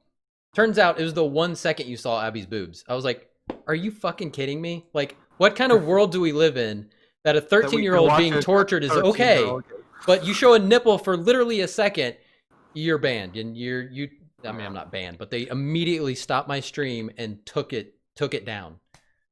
Well, that's what happened. I didn't know that was. Yeah, no, I didn't figure it out till like the next day, but. Oh, because I know in Twitch you're like you gotta close it up. You're like, I don't want to take it off or whatever. Yeah. It was annoying. That's dumb. Yeah. But yeah, the arm thing. As soon as I heard Clipper wings, I was like, oh, I don't want to watch this, but I'm gonna have to. I thought they were gonna cut her arms off, and I was just like, oh Jesus, this is gonna be brutal. And knowing this game, they're gonna fucking show it. Oh yeah. Like, I will say one of the hardest things in the game for me was the second I fucking saw, like, they introduce Alice to you and you're, like, playing fetch with her. Yeah. I'm like, this is the fucking dog I stabbed to death. I'm, like, you bastards. Like, that really bothered me. And then the last time that you play fetch with her before you leave, like, on that third day or something, knowing that's, like, this is the last thing you're ever gonna get. You're gonna get Ellie's gonna fuck you up. And the first time you play fetch with that dog, I fucked up and I threw the toy like into one of the fish tanks. Was there like a line of dialogue or anything? Yeah, you don't get it back. And she goes, "Oh man, sorry about that," and then you walk away. That's awesome. Oh man, I love that. I'm glad I didn't do it. I'm glad you did it, but that's entertaining. There's quite a few things in this game that are very specific, and like they probably like 80% of people will never like get to recognize them, but they have like lines of dialogue and stuff like that. It's really cool. I know it's like the whole. I loved like a lot of people have bitched about the Abby section of the game. Those people are wrong.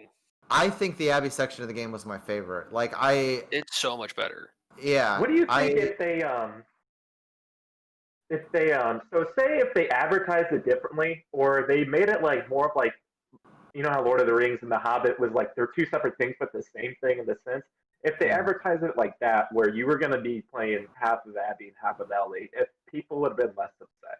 Does that make sense? I don't think so. I think the people who are upset about this been game, upset earlier. they don't understand why they're even upset. Because I think a lot of people decided they saw on paper like what was going to be in this game, and they saw like, oh, this is a bunch of like SJW propaganda, and then they decided I'm going to hate this game because like fuck them for like taking this game away from me. And then the game came out and it's actually really fucking good, and like now people are just like reaching for reasons to be mad because they want to continue to be right, but in reality all the things that they were mad about were really stupid, and now they're kind of in this situation where you just they've got to save face because they're stubborn. And the gameplay for Abby is better.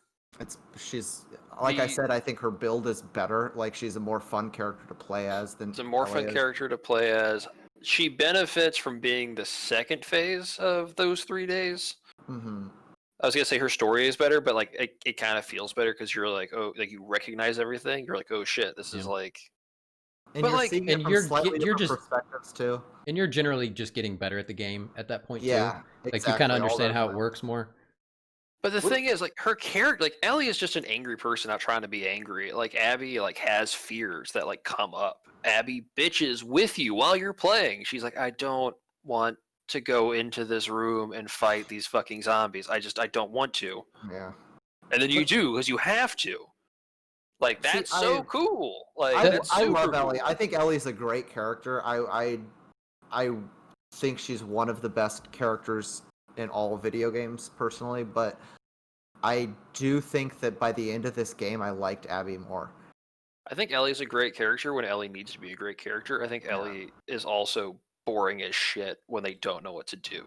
Well, here's the thing is like, so Abby got her revenge at the beginning of the game, and then she moves on to the next phase in her life. But by doing that, she sets Ellie on her phase of revenge. Mm-hmm. So like it's this cycle. That's kind of the whole point of the game, I think, is the cycle of revenge. And Ellie, and that's part of the reason I think the first one, you have to know Ellie from the first one to understand why her character is so tragic in the second. Because in the first one, she's this incredibly lighthearted person. Like even when they're going through like the worst shit, like she can always come with like this quippy little joke and her like being, huh? She's a sweet kid. Yeah, like she's this sweet little like 13, 14-year-old kid. Yeah. And that's what makes it so tragic in the second one, that she is so angry and so lost and you know, and again, like you hope at the end of 2 she will kind of become a bit more like Abby and kind of move on, and I think that was kind of what was happening at the end, but we'll get into that a bit more later. But Abby also benefits from having that post like revenge clarity, or where she got what she wants, and you can tell it doesn't really make her feel better. Yeah. And so she sees Ellie kind of going down that same road, and that's why she's really more the one who has the like ability to like be like, let's not fucking do this. Yeah. What do you guys think of what I really liked about the second half though is kind of it's a completely different story than the first half. Like nothing have you noticed like not a lot of stuff intertwines, and it's like this whole new adventure that you go on with Lev that I really saw myself enjoying. And you even kind of go to the same places, but you get there through a different route. Yeah. Granted, that route is like falling through fucking floors and winding through fucking abandoned office buildings. So that aspect of the game still pissed me off. But like, all we gotta do is cross the street. It's gonna take us 4 hours. The sky bridge was like, I'm like, yeah. Yeah, no, that shit is so dumb. But I loved the sky bridge. The sky bridge that was really cool. Yeah. That guy gets like VP. Like he gets to be like guitar guy president. Skybridge. He's Veep though. He's super close. He's number 2. You liked it that much? I loved it. I mean, I loved it too, but VP, that's big. I cannot think of another narrative through gameplay outside of the guitar that was as good as Abby, like, I hated the combat in this game. I loved even the combat of that section, like fighting up that skyscraper, having to go across that crazy ass sky bridge, and then fight your way back down. I hated fighting my way back down that Same building. here. That part frustrated me to no end, because that's when like the stalkers started coming out of the walls. It's like, what the fuck? Okay, stalkers coming to the wall is really annoying, only because there's no way to really kill them without alerting all the other zombies. Yeah. All that, and you can't kill them beforehand. Yeah, you can. You can?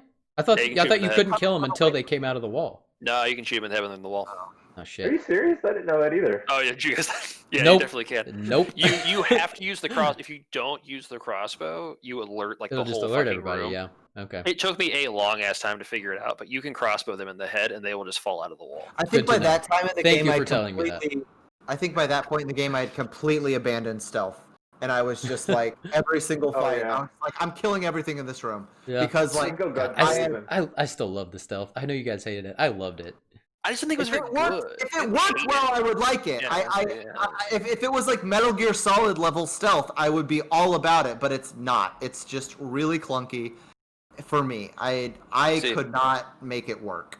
I was cool fighting down because it felt earned. I feel the same way about the hospital, where I was like, this is hard. I keep having shit thrown in my way, but it makes sense that this is happening. Yeah, I get that. I think it was if it wasn't such a repetitive like. You thing, can't like, you backdrop. can't do anything about like it's a lot of fighting through abandoned hotels. Like this is what this game kind of is. Yeah. Yeah. How many coffee shops can I murder zombies in? It turns out a lot. It's Seattle. Especially in Seattle. Yeah. But So no, I what do you love guys the think Sky of- Bridge.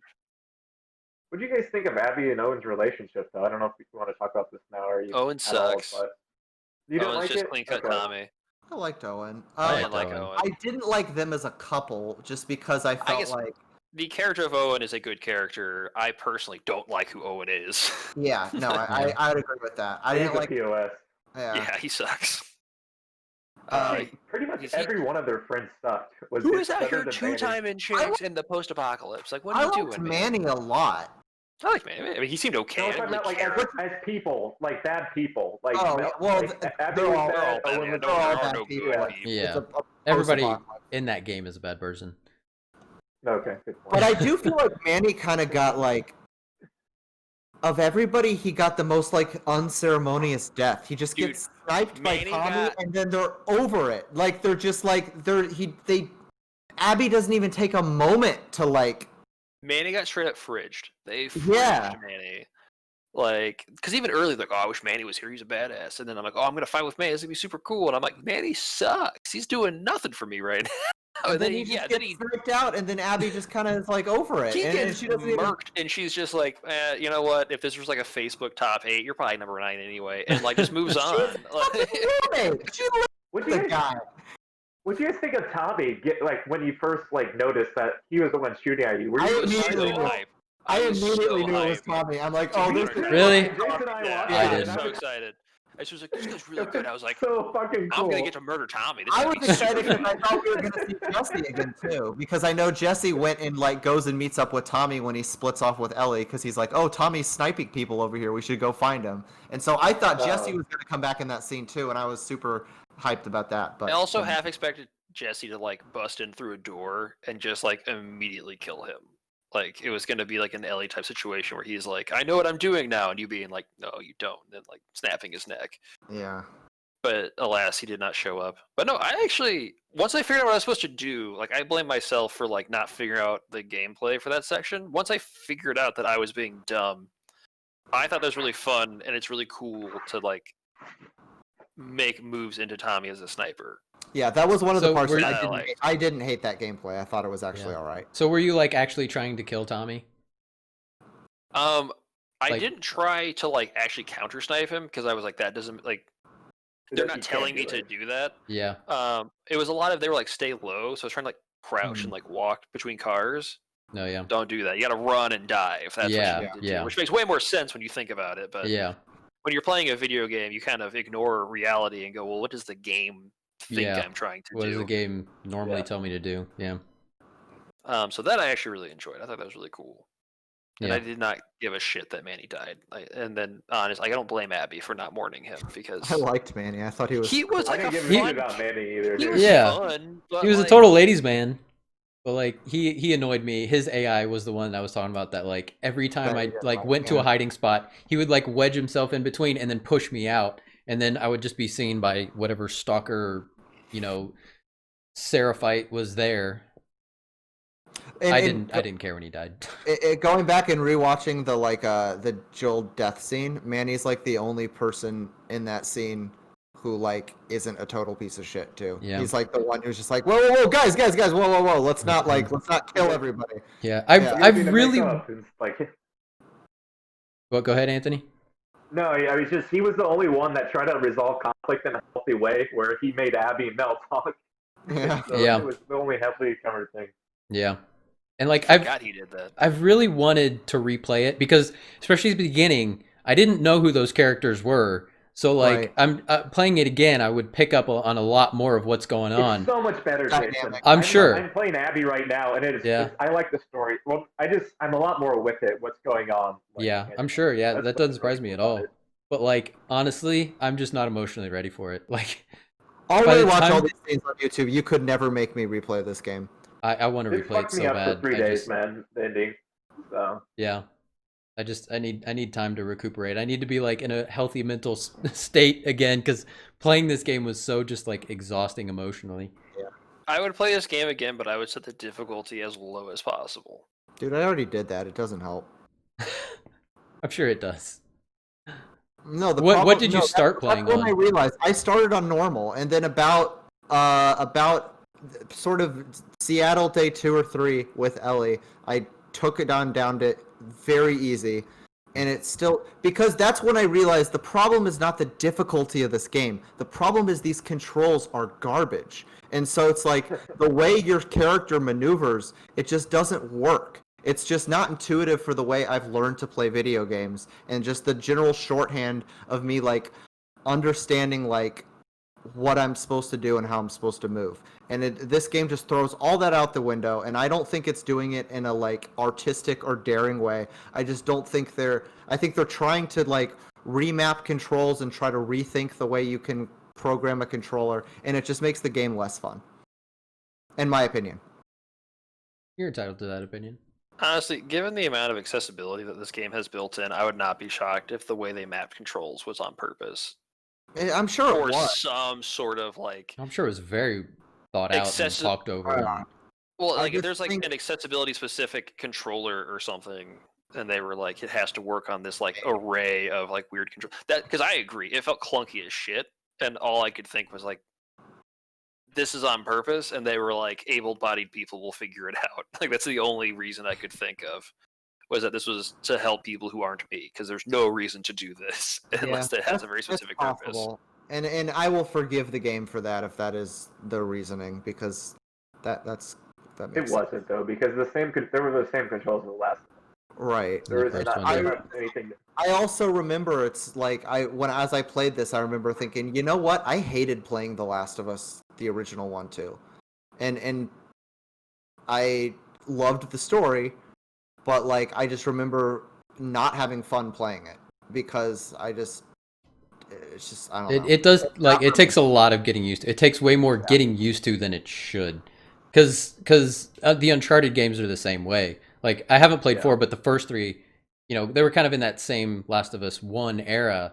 I don't feel like they were as bad, but they were still bad. Like it was still like, especially the shooting mechanics. I just thought like this is not fun. I just every single time you're like into this good story moment, and then you have a combat scene, you think, fuck. Yeah, Like, I see. I think Uncharted was worse. You'd have thought I really Uncharted do. was Like I think the big difference was auto aim in Uncharted. Like it was just automatically on. So like I think that made it easier, but I hated the combat in Uncharted way more than because first of all there was no stealth at all, and there were no boss fights. It was always just like more and more and more enemies like towards you got like to the end of the game, and I hated that. I was like, let's get creative with it, not just have the same guy over and over and over and over. Yeah. With Last of Us, there at least were like different enemies with different skills, and you had to take them out different ways. And Naughty Dog needs to seriously consider getting into the walking simulator game because I think they'd be phenomenal at it. yeah, I'd play it. So I guess the last thing that happens with Abby before we go to like the final chapter is you go to Haven. Mm-hmm. I know we kind of talked about it already. I actually really liked What's Haven? Haven's the where island. it's the island, yeah, with all the With all the island. Seraphites. Okay. Yeah. I really liked. Again, hated the combat. I did not hate the combat at Haven. I did not hate the combat when I was Abby nearly as much as I did when I was Ellie. I didn't like it. I think but... part of it is I had noticed the bigger the like area, the more fun combat became because you had more stuff you could do, and you weren't just like, well, I'm stuck in this weird alleyway and I got to stealth kill 4 guys without being spotted. Instead, it's like, oh, I got to stealth kill like 15 guys, but I can like you could like swim underwater in like one of the like cabins and like pop up somewhere else. Yeah, and that you was can, like, cool. crawl under the stuff and like. I was like, oh, this is fun. I'm doing things, you know. I don't know if it's because land maneuvering is so miserable, but this is one of the only games where I don't hate water mechanics. Like I feel like when you're swimming, I'm just like, hey, this is kind of fluid. Like I'm not dreading getting into the water and having to submerge. Because most games it's just thinking like, oh god, another water mission. Just because like 9 out of 10 games, if you're submerged underwater, all of a sudden the controls become dog shit. Yeah, it's just very hard to do that right. And yeah, I agree, because even in the first one, when you were underwater, it was hard to get where you wanted to go. But this one, yeah, I didn't think about it, which I think is the point. Like that's why it's better, because it didn't bother me. It flowed. It did, yeah. Which is how water should feel. Like right? It should feel like flow. You're just like gliding, but it never does. Yeah.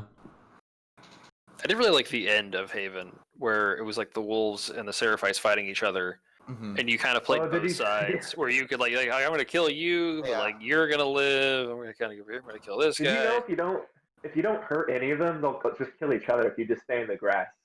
Yeah. You can. I kind of picked up on that. I didn't want to wait. Like I was getting to the point where I was like, I just kind of want to help. Like if I could kill a couple of you, it's more fun not to. Yeah, it's definitely more fun. It's interesting. It's interesting to see how like the strategy is behind like both of them or whatever. Like they'll move up and shit and get shot. I was fascinated by how it worked out without me touching it. And I think I don't know for sure, but I think there's like infinite spawning. So if they kill each other, another one will just come up. I think. I'm pretty sure maybe there is just a limited amount. I didn't really like try that hard to kill all of them or anything. I do think it's funny that every wolf knows who Abby is. Like on site. It's Abby! And you're yeah. Probably not that many of them. I would say she says thousands. They ask. Oh, thousands? Oh, okay. Yeah, because Lev is like, do you know? Because like you find a dead wolf and he's like, do you know this person? And she goes, no. And he's like, how come you don't know who that is? It's one of your people. And she goes, true. There's thousands of us. They also Abby also stands out like a sore thumb.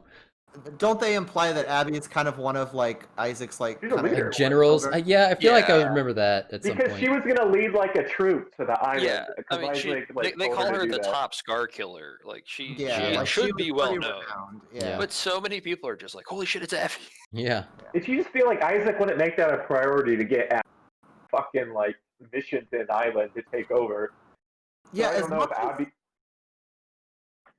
As much as I thought Isaac was built up really well, once Isaac was in the story, I feel like he doesn't really do anything. Like I love that. Yeah. You do like that? I love when anything builds up like this big badass, but they're a human being, and then that human being just gets shot in the fucking head. That was my favorite death of the game. Really? That was my favorite. Yara fucking killed Isaac, and then all those wolves just like put bullets into Yara. I was like, that is the most epic fucking way to go out. Yes. Yeah, epic. Oh, I didn't realize Yara did that. Yara killed Isaac.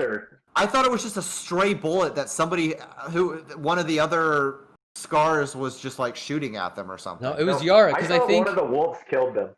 Because I think Abby, like all the wolves came up, and I think Abby put her gun down, and then Yara picked up her gun and shot Isaac. Okay, that's a lot cooler then. I Yeah, just thought and he then got, like, and then fucking all those Omar. wolves that are standing around just start just filling Yara full of bullets, Yeah, and I she's just saw like, that. "Ah." I thought, That was that epic. makes a lot more sense now because I was thinking like, No, Kevin, I didn't realize that either, man. Really? So, No. I only realized it through your playthrough. Yeah. And you're like, oh, Yara killed Isaac. I'm like, what the fuck? Yeah. Because I I thought don't one feel of like the that's wolves like killed Isaac. explicitly like. I don't know. I don't know if. Yeah, because I think Yeah, that's Isaac just falls down, and Yara's just laying there with a gun in her hand. Oh. Yeah. It's a pretty badass once you realize it. Yeah. Sometimes there's so much going on screen that it's hard to like catch everything. Yeah. But And it's not in your face either. Like Yeah, it's so subtle. quick. You just have to be paying attention. Yeah. I did really hate the boss fight, the hammer sickle guy. Like, yeah. Oh, I love that. I love that too. oh my god, I was like, how immortal is this fucking dude? Yeah, that was I have insane. chopped you like 7 times in the fucking throat. Yeah. How are you still alive? Your face is half open. Like, Yeah. 'cause there's You literally can't close your mouth because your jaw and your lips your cheeks are all cut up. And it's the first part of the game that really requires you to use the dodge mechanic, which you Yeah, can you have totally to. ignore up to that point because it's just broken and useless.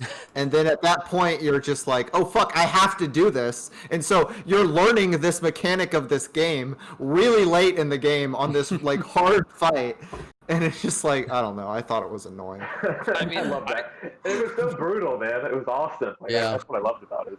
Yeah, I mean, I definitely died once in that fight, Oh, I died like 7 or 8 and it is really annoying because I'm just like, Easy. normally I push triangle and you die, and now I've got to like, Yeah. like cut the top half of your head off with like a fucking rusty nail I found in this burning shed, and it's just like, It was extremely like easy to follow like the rhythm because it was like he swung 3 times and that was it. And so you just had to be like, okay, Yeah. I'm gonna hit you now. But Once you But then figured the- out the 3 swings, because he was the only character that did 3 swings. the 3 swings, yeah, you're right. Yeah. Then when you dodge him, you're never looking at him anymore. Like that's the thing about the dodge that annoyed me is it shifts the like it throws the camera off in whatever direction you dodge to, and like That is a good there's point. not. I wish they had some kind of lock-on feature like every other game Yeah. in the world Just has. don't- That you that just did don't annoy touch the me. joystick. Huh? Have you guys been? So if you just hit the dodge button and nothing else on the controller, you don't move. You kind of Yeah. hop. But like you're still like It doesn't do anything. You still get Yeah, hit. yeah. Yeah. don't. That's what was trippy with the dodges. Like you have don't to use the joystick stick. when you dodge. Where What? You don't have to use the joystick when you dodge. Yeah, but like when you dodge, whatever direction you dodge towards, it puts you looking that way. No, but if you don't touch the joystick, you just stand there and dodge. Not necessarily. Not every time. Sometimes it actually does dodge you away. Because I didn't always I wasn't always guiding my dodge. Sometimes I was just like mashing that button to like avoid. Because like when what? I fought that guy, like I just stared at him and waited for it to swing, and you'd push L1 3 times, and you would just sort of. Oh, really? That's interesting. Yeah. I thought you always had to do that. I didn't. was it. That's pathetic. I didn't know that. But, I only died because I didn't put together that even if you dodge the first couple and go to attack, he still swings through your attack. Yeah. Because like in most games, if you punch somebody, they can't yeah, attack you can Yeah. interrupt He them. swings through it. But like, I don't know. It doesn't matter. That part was a pain in the ass, but everything after that's badass. Like Yeah, it was really fun. sprinting through with like And the riding fire. the horse. Oh man. I Yeah. loved the horse shooting. Like on the horseback stuff was through the flaming town was really cool. I wish I had It was auto so aim pretty. on that part because I didn't turn on auto aim at all. But I killed like maybe 1 or 2 people during that part. It didn't but matter.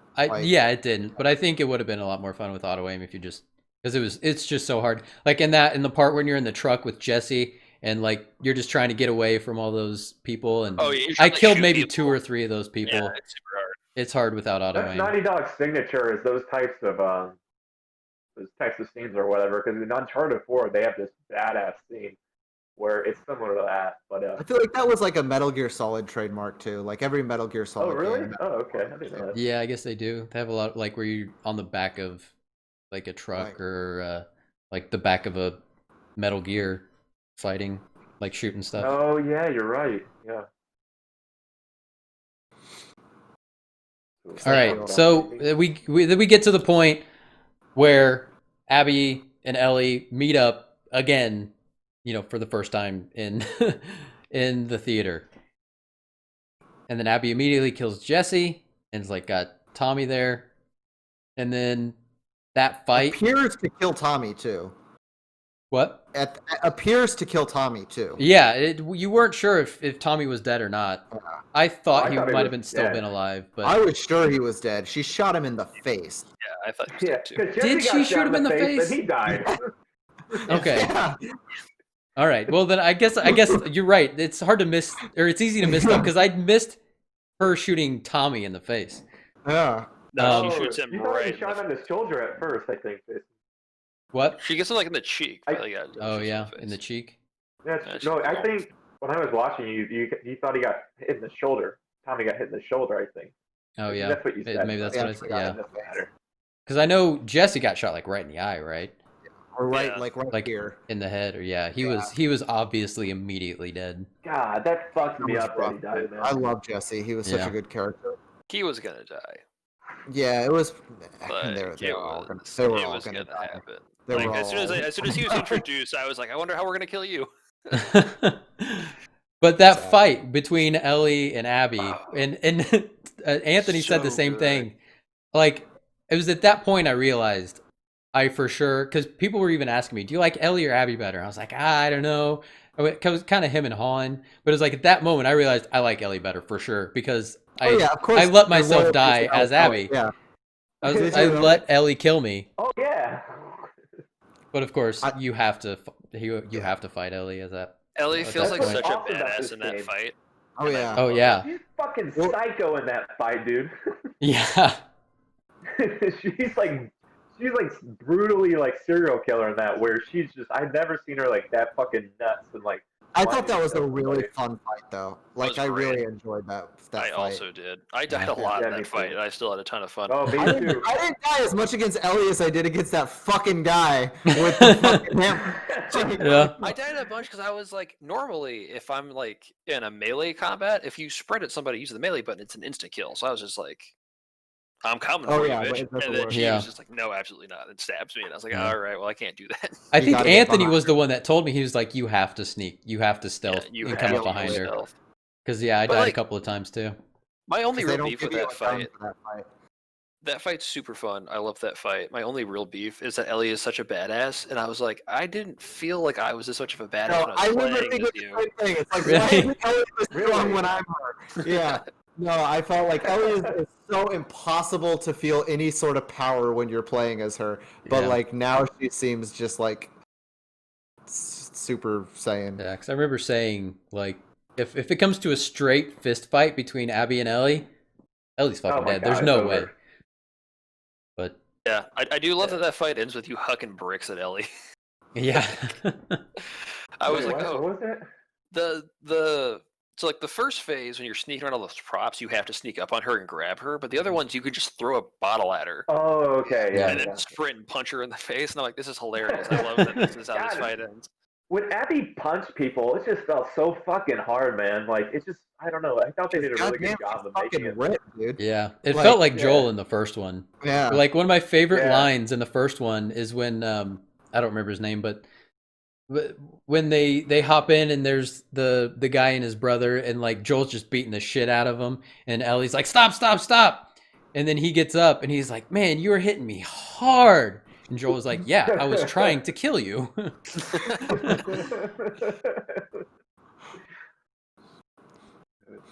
Yeah, Abby reminded me of that. Just was like those punches, like you could hear him, you could feel him, like when she was punching Oh, they anything. did so good with that, man. Yeah. I think at least.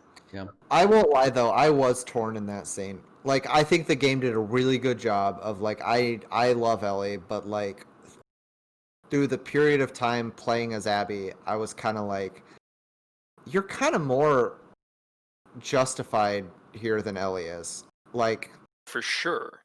All yeah, your friends are yeah. dead. Yeah, Like, she Yeah, murdered she fucking all killed of your all of friends. them. Yeah. Like, and like hundreds. Yeah.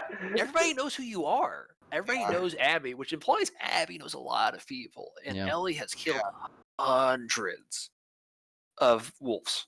Yeah. All right. And Did you think Abby was doesn't. gonna kill Ellie? Like at the theater? Did you think she was gonna let Nah, her go? Was there ever a chance you thought, or no? no, Maybe. her whole thing is like she keeps almost killing people and then being like, no. So like you get to the end of that fight, right? And then Abby's got Dina, and she's pregnant. She's like, fucking good. Pregnant. Now I'm like, damn, like Yeah. this just got. I serious. thought she was gonna say something like "so was Mel" and then just like slit her throat. Yeah. I also No, thought it was that. cool Like, that she just said yeah. that instead of that. Yeah. Yeah. That was a great line. And then, so like Tommy's a Terminator of some kind. I expect the third movie to be about him, only he's half robot because he can't die. He is an immortal being. He should have died, man. Yes. I don't know. I didn't No, like his scene at the end. I think we could have not had Tommy there. He's just divorced. The third game is going to be him going after the mailman who's banging his ex-wife. Did you guys think the game was over after that fight? Yes, absolutely. And yeah. part of me Nope. thinks it should have been. I think I agree it should have been, but I do not Yeah. I do not think Santa Barbara added much to the story. Santa Barbara is the video game appendix. Yeah. Like it did not need to be there. I will say. That So was we my get to this. What biggest about the farm complaint. scene, though?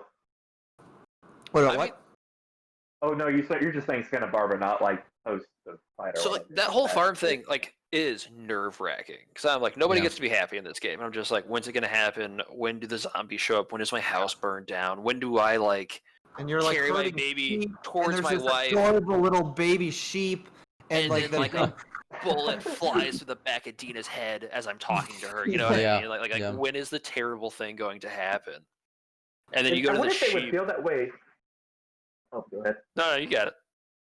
No, I just wonder if they would feel that way in real life. Like they didn't. They all felt super comfortable, even though like Ellie just murdered hundreds of people of wolves that probably know where got away she would be. Yeah, so I just thought that was interesting. Like I don't know how they could have been so relaxed, especially with how many they're in the fucking nowhere, no protection.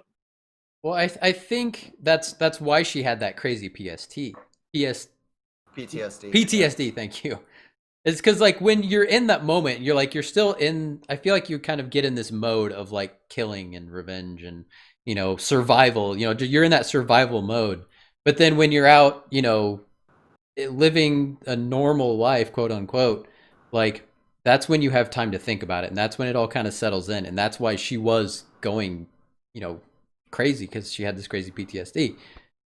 And I think they did a good job of like showing that like there are consequences to all of this murder, to all of this awful shit you've done. Yeah, I did appreciate that. I appreciate it even more because like when you go to like get the sheet from behind like that pitchfork or whatever, I was like, oh, this is where the zombies come at me. Oh yeah. And then It they was- don't. And then it's just like all in her head, and I was like, oh shit, Yeah. that's really cool. That was cool. And then like Dina saves you, and then I'm like, well, maybe everything is gonna be okay. Like, how does this work? Yeah. And then Tommy's like, we found that bitch, and we're like, we're not gonna go. And I was like, literally on my couch, going, no, we don't care. Yeah. I Yes, don't- me too, man. Who gives a fuck? She let like like, I literally I know. I wrote it down. Like, why do I care Abby since Santa And Barbara? why She is let me Yeah. live Tommy twice. does this complete 180 where like in the beginning he's trying to talk Ellie out of it, and now that they have absolutely no reason to carry this on, like it's just everybody knows this is a bad idea. Now Tommy suddenly like all gung ho, like that just made me like really. not But like you see, the I think that's how Tommy's always been. Because think so? in the first one, like when Joel's talking about Tommy, Tommy's the crazy one. Tommy's the one with like wild ideas, and he's the one who's always like trigger happy, and like you never see him like that in the first one. But I think that it's I always explained that's understood that who he- he is. kind of immature. Like that was always Yeah, part of the yeah. character. So this is what I think too, selfishly. Like I think he was being selfish. So they were obviously going to leave, Abby at peace because Dina needed to go back home because she was pregnant. And Tommy was okay with that because they were like, "Are we going to let her live?" And they're like, "Yeah." But what I think why Tommy wanted to go after her was like he was being selfish because he probably blamed his gunshot on his marriage and going there on Abby. and so he selfishly like wanted her dead. That's why he's kind of being a dick. So that's what I. Yeah. And he'd kind of lost everything at that point. So Yeah. like it makes sense, I guess, that like he had nothing good in his life there. Like he lost his wife, he's dealing with this injury that had to make just day-to-day life frustrating.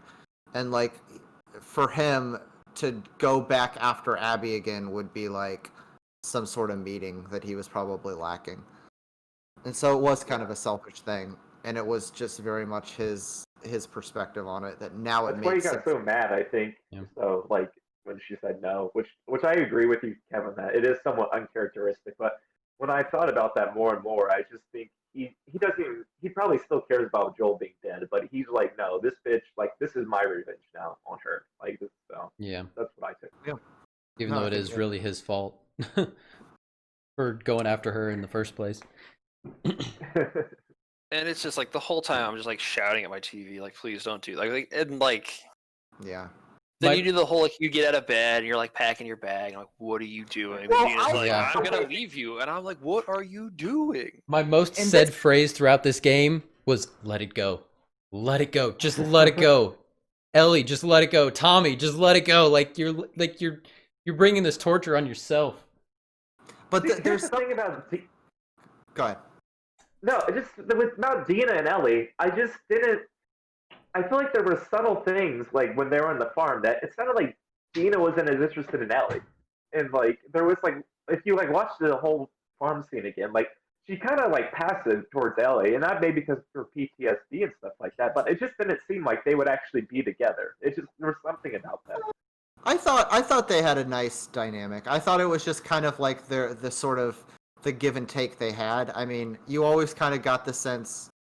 I thought it was cute that like Ellie was sort of being a little bit of the aggressor in terms of showing affection, because it sort of showed that they were settling into kind of like domestic roles where she was taking on a more sort of like assertive, and like Dina was kind of like, not to say she was like a housewife, but she was falling into more traditional of like a housewife role, where Ellie was kind of serving as like the, I don't know, The protector. the protector and the provider, and Yeah. but in that role she's also the one who's like initiating the affection. She's also the one who's like going up and kind of dancing with her when she's trying to do laundry. It's just cute, like domestic life It was shit. cute for Yeah. sure. Yeah, and I liked it. I think in it, I think there's something to be said for the fact that even when the story is taking turns that I don't like, the writing is so fucking good that like the cut out of the flashback into Ellie packing the gun into the bag,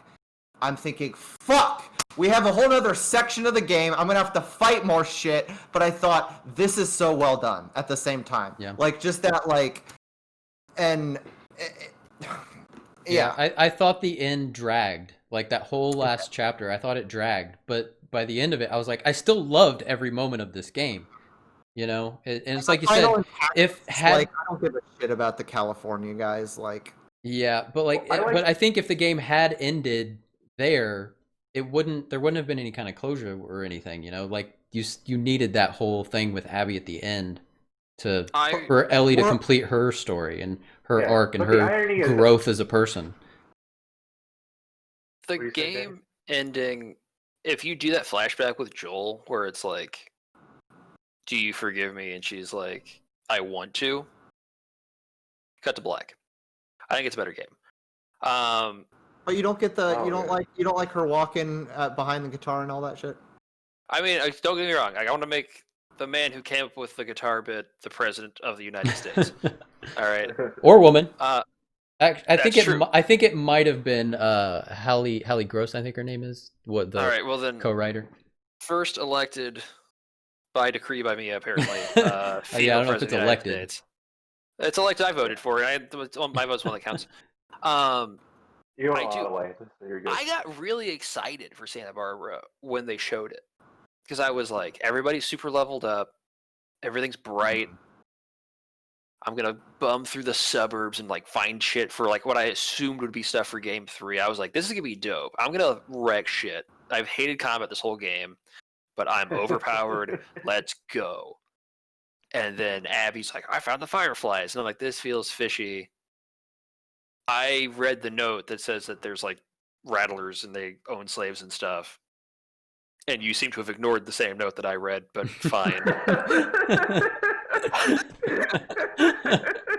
So you read that note, turn around, there's graffiti on the back of a van. Yeah. Do not Of a giant rattlesnake and skull. But whatever, she was excited. It's fine. Did you guys think that there was actually fireflies? Actually, the people that were locked in that jail were like people wanting to join the fireflies. Is that who Could have they been were able to capture? I think yes. I think maybe it's a I didn't lot. even think about that. Maybe. Yeah. He knew to lie. We know enough that the person they called on the radio knew to lie about being a firefly. Yeah, so that's when I was pissed at Abby. I was like, you're giving away everything. You need to get something from them so you know they're not just full of shit. But she was just like, I'm Abby, and my dad was the doctor, and I'm a firefly, and I'm here with a little kid. And it's just like, Abby, like, there needs to be a back and forth here. You're just taking it on faith that this person is a firefly. Yeah, she gave a ton of information away.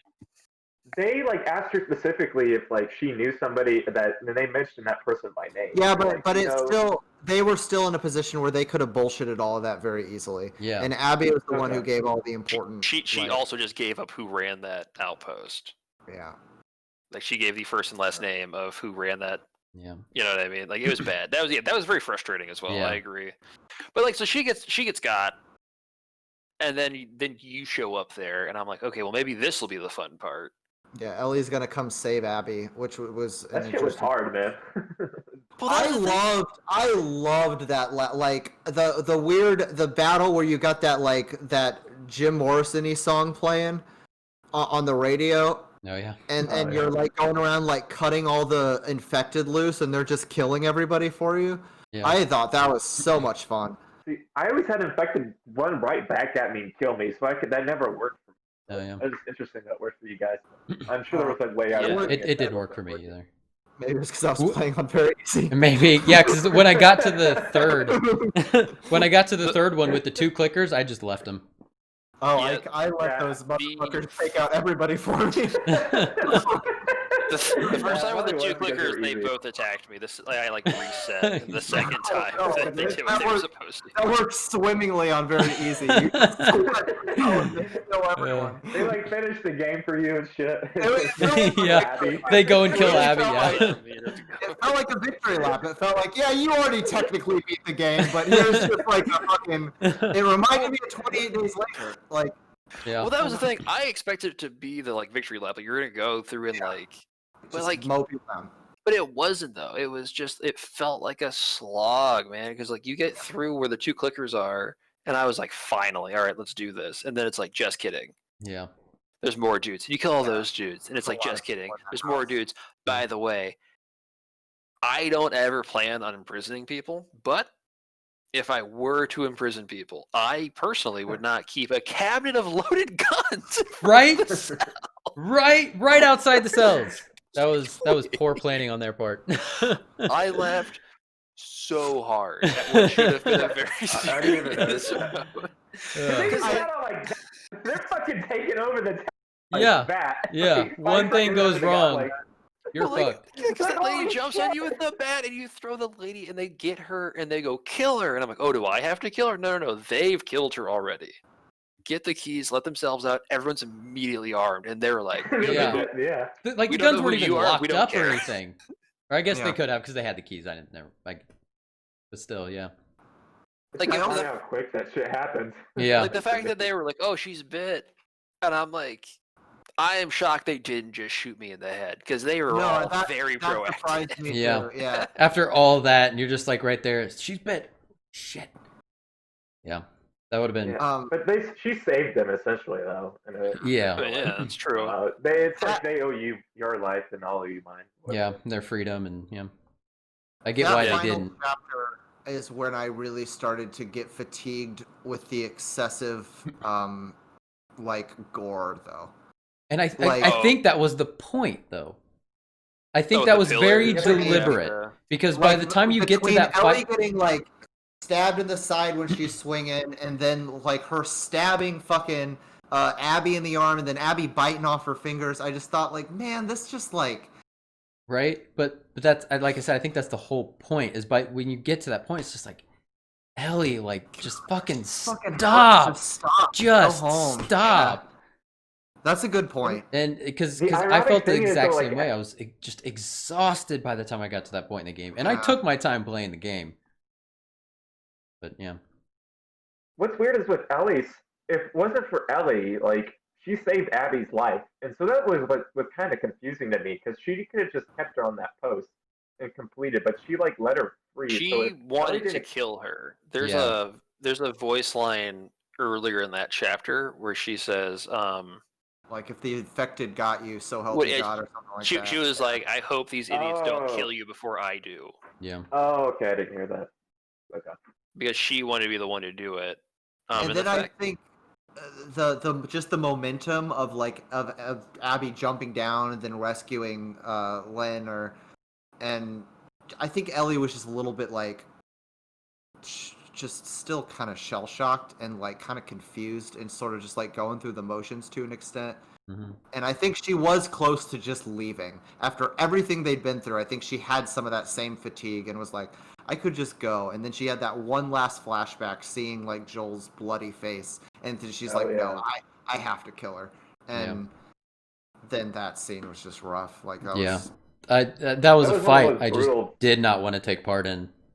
Like Yeah. it was I like for the longest, because you can just continuously just block in that. So I just kept dodging and dodging and blocking and blocking. I was like, like this just has to stop at some point. But they like the game forces you to fight Abby. And at the point when she was holding her underwater, and then you start getting that like that just sort of like soft kind of ambient music fading in, and I thought like, if she kills her right now, this whole game was pointless. Yeah. Like there was just like no point to anything that happened in this story. Yeah. Like, and that's what people are pissed about too, is that she didn't kill Abby. Like, Yeah. oh, really? like my whole thing, Some people I do. was Oh yeah, like- for sure. it makes Yeah, sense people are really- to set her free. I bought into that decision, because either we're going to kill her or we're not going to let her die here. Right? We either forgive her or we don't. Yeah. Then the fight, I was like, this doesn't really make sense. I don't know why. Like, I've let you go. And then when you're in a position to finally kill her and you don't, I was like, this makes no sense at all. Like, if we're at this point, you have to kill her. Like, that flashback doesn't make sense to me, because that flashback, while introduced to the audience, at the time it was, is really well timed, but like Ellie still knows all that shit. yeah. So you're if right. we're gonna be like, Joel's all about forgiveness and we should learn from that, then we shouldn't have left in the first place. And Yeah, so, But I that's just not thought it what was Joel gross. is about. Like no, Joel wasn't a guy that would have forgiven. no, but I mean, but Yeah. like Joel that would whole fucking kill flashback Abby. where she is like, she like has this epiphany of like, forgiveness is the thing we should be doing. I don't It just felt really I weird. don't like think it that. was an I didn't- epiphany. I I don't didn't think it interpret wasn't that like this way. immediate thing where she was just like super angry and then immediately was like, you know, I should just forgive her. I think it was the whole process of everything where It was the she was just exhaustion. tired, the exhaustion. Yeah, And then that last scene of Joel, I didn't see so much as like Joel would forgive and forget. I just saw it as like her remembering Joel again in a kind way and thinking like, you know what, if I kill her, he's still gone. Like, and I think that was almost Ellie growing as a person in a way that Joel never did. yeah, Like, and she Yeah. yes. like, And- yeah. She was in the- the in the one who whole point finally of- decided to end that cycle of violence that Joel perpetrated, that Abby perpetrated, that Tommy perpetrated. Like, she was the one to say it stops here. she was basically developing into a Joel character, and then that was the one thing that top stopped her in that position or whatever. So Yeah, that was something I even said before I started playing the game. Was in the little bit I had seen, I was really looking forward to playing as Ellie because you could see Joel in Ellie in like the trailers and the few things I had seen, and I thought that was really cool. And then going back to the house at the end, it was so cool how just by like setting different lighting on that house, it changed the tone of that place so much. Yeah, Like you get that like that warm kind of sunset in that first scene when she's there with Dina and the baby. Mhm. It's just makes You get that that place, golden hours. Like, yeah, it's so cozy, it's Yeah. so comfy, and you just love. It feels so safe there. But then when you come back and it's just that midday overcast and everything's just so gray, it looks like And a the house- a house you it's just it's so like empty. a house you've been through in the levels or whatever that's been abandoned, and you like Yeah. you see the note. Yeah. And it's just it replicates that essentially. And that's Mhm. all in lighting and coloring. That's all just like the art direction of that scene that they completely changed Yeah. the tone just by putting a different sky. Yeah. Where do you And think she goes? Because she was leaving the farm, right, at the end of the very end of she the. goes, she goes to the third game. Yeah. Yeah. That's left open on purpose, very much. Yeah, no, 'Cause- but like, is she going to Jackson or? I mean, no, it's left I over on assume purpose. she but- just goes. I mean, Jackson's right there, right? Maybe If to go Tommy find- can- I don't know how far away. Do you know where that house was? I Tommy don't- was able to get to it with like one leg. Yeah. It can't be that far. Couldn't be that far. Well, I he guess. took a horse.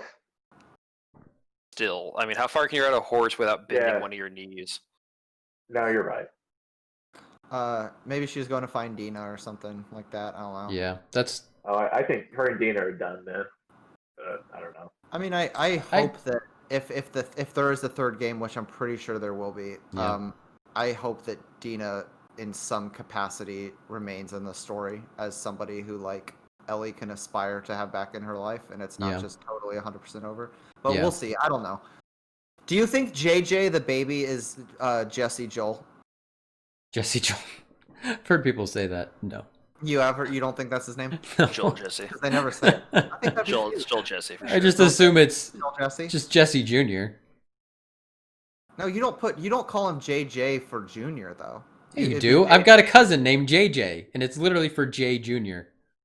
Oh, I never. Wasn't it JR? Wasn't JR's name? I was gonna, we know a guy who's a junior. We call JR. We call and that's JR, yeah. Not his Yeah. name at all. Yeah. Right. Yeah. I thought JJ was like two names. I thought it was Jesse. I thought they named it after Jesse. I mean, it could be. He's actually named after J. Jonah Jameson because Ellie's a big Spider-Man comic fan. person. Yeah, that's true. Or It's possible. Whatever the Last of Us equivalent of Spider-Man is. Which, Yeah. by the way, I'm really annoyed that I looked for all those stupid trading cards to find out that they don't do anything. I didn't. You get a trophy for it, I'm sure. Yeah, you get a trophy. I mean, I'm trophy hunting right now. yeah. Who They had saw a similar bunch stuff. of- It's just collectibles. Like they had the same thing in the first one. I don't immediately know. saw those goddamn trading cards. I'm like, I'm not collecting all these Yeah. fucking. Just fucking coins that somehow just stayed in place for 20 years. Dude, whatever. Like, Fucking Abby at least shit. the trading cards had like stuff on them. Like they were Yeah, like, oh, they this were is like kinda a villain. He's got stats and shit. The quarters were so dumb. I was like, I don't need state quarters. I don't need state quarters in real life. They have monetary value to me as a person, and I just don't want them. Like, what the I fuck? like that her dad did it, but like it's just I don't know. I guess if your dad died and he had a hobby that you carry on, maybe you would do that. Yeah. Where- 'Cause, like where- my dad, where- my dad where's used my to collect loose coins, and like fucking he got me change into going? it. I have all the state coins, by the way. Like in real I- life, I have both Denver and Philadelphia Mint of all 50 coins. Wow. Honestly, that's not bad. It's pretty good. It took me a good like 20 years to do it, but I did it. Oh wow. I tried to get to the quarters game because of the amount of quarters I like come into contact with, and it's too much work. Yeah. Trying to sift through $500 of quarters to look for like specific ones. Yeah. It's hard. I also would have given anything for Lev to have bought a Coke with those quarters. Just Like, get rid of the coins. Just not know. just Just be be like, like, oh, "Look, I got to Oregon, Yeah, and he's can I just borrow like, some money? She just breaks the fucking machine. Just starts crying. Throw Lev off the sky bridge. You see, like, there's a falling animation that like left has. that's what her like guitar scene is she goes to her pocket. Just reach into To her find pocket. to find out that her Delaware quarter was used to play. All right. All right. so, Well, I think final thoughts. A couple or- of final thoughts. The part of the reason I loved this game so much is because it was a proper sequel. Like it was literally a continuation of the first one. It didn't just like, and it didn't just continue the story. It expanded the world. Like I feel like there's a lot of sequels that have so little to do with the first iteration, except they have the same characters. Like, I loved how this built on the first one and expanded it. It wasn't like a complete spinoff, but like exactly what you were saying. It's just it made the world so much more interesting, in my opinion. Like The Last of Us was like kind of everything was really closed off, and like it was just Joel and Ellie. But what's that? It was a very focused game. Like you were very much in on Joel and Ellie, and you didn't really get that much of world building in the first one. This one spends a lot of time world building, and that's cool. And it's really cool. All right, one more question I kind of have for you guys is they're saying there's going to be an HBO show for Last of Us. For The Last of Us. Have you not heard that? No, but I think it's a good idea. That's one of the notes I have. It's like Naughty Dog just needs to start doing TV or movies because they suck. They really do. No, they've already they've got a director. I haven't looked up who it is, but they've got a director for the first episode, and it's like the showrunners are going to be the same showrunners as Chernobyl. So like, I've got high hopes for this show. Sure. My only thought is like, as soon as they announced it, people were immediately casting Ellie and Joel. They're like, oh, like they need to like fucking the guy from Game of Thrones, the Danish guy, Jamie Lannister. I forget his real name. Oh, like they want him to be Joel. Coster. Yeah. It's like, and then they had like other people for Ellie, but like, my thing is, I think it would be much better if they just told a completely different story in that world, because but then it's games are like the story's already been told, and I don't think putting it in a TV version is going to be better. Then it's just HBO's Walking Dead, though. I don't want to give them that license to just tell a zombie story. I mean, that's what they're gonna do. There's absolutely no way they're gonna do Joel and Ellie version for TV. Like it will absolutely be. I don't know if I give a shit then, to be completely honest. Why not? Why does it?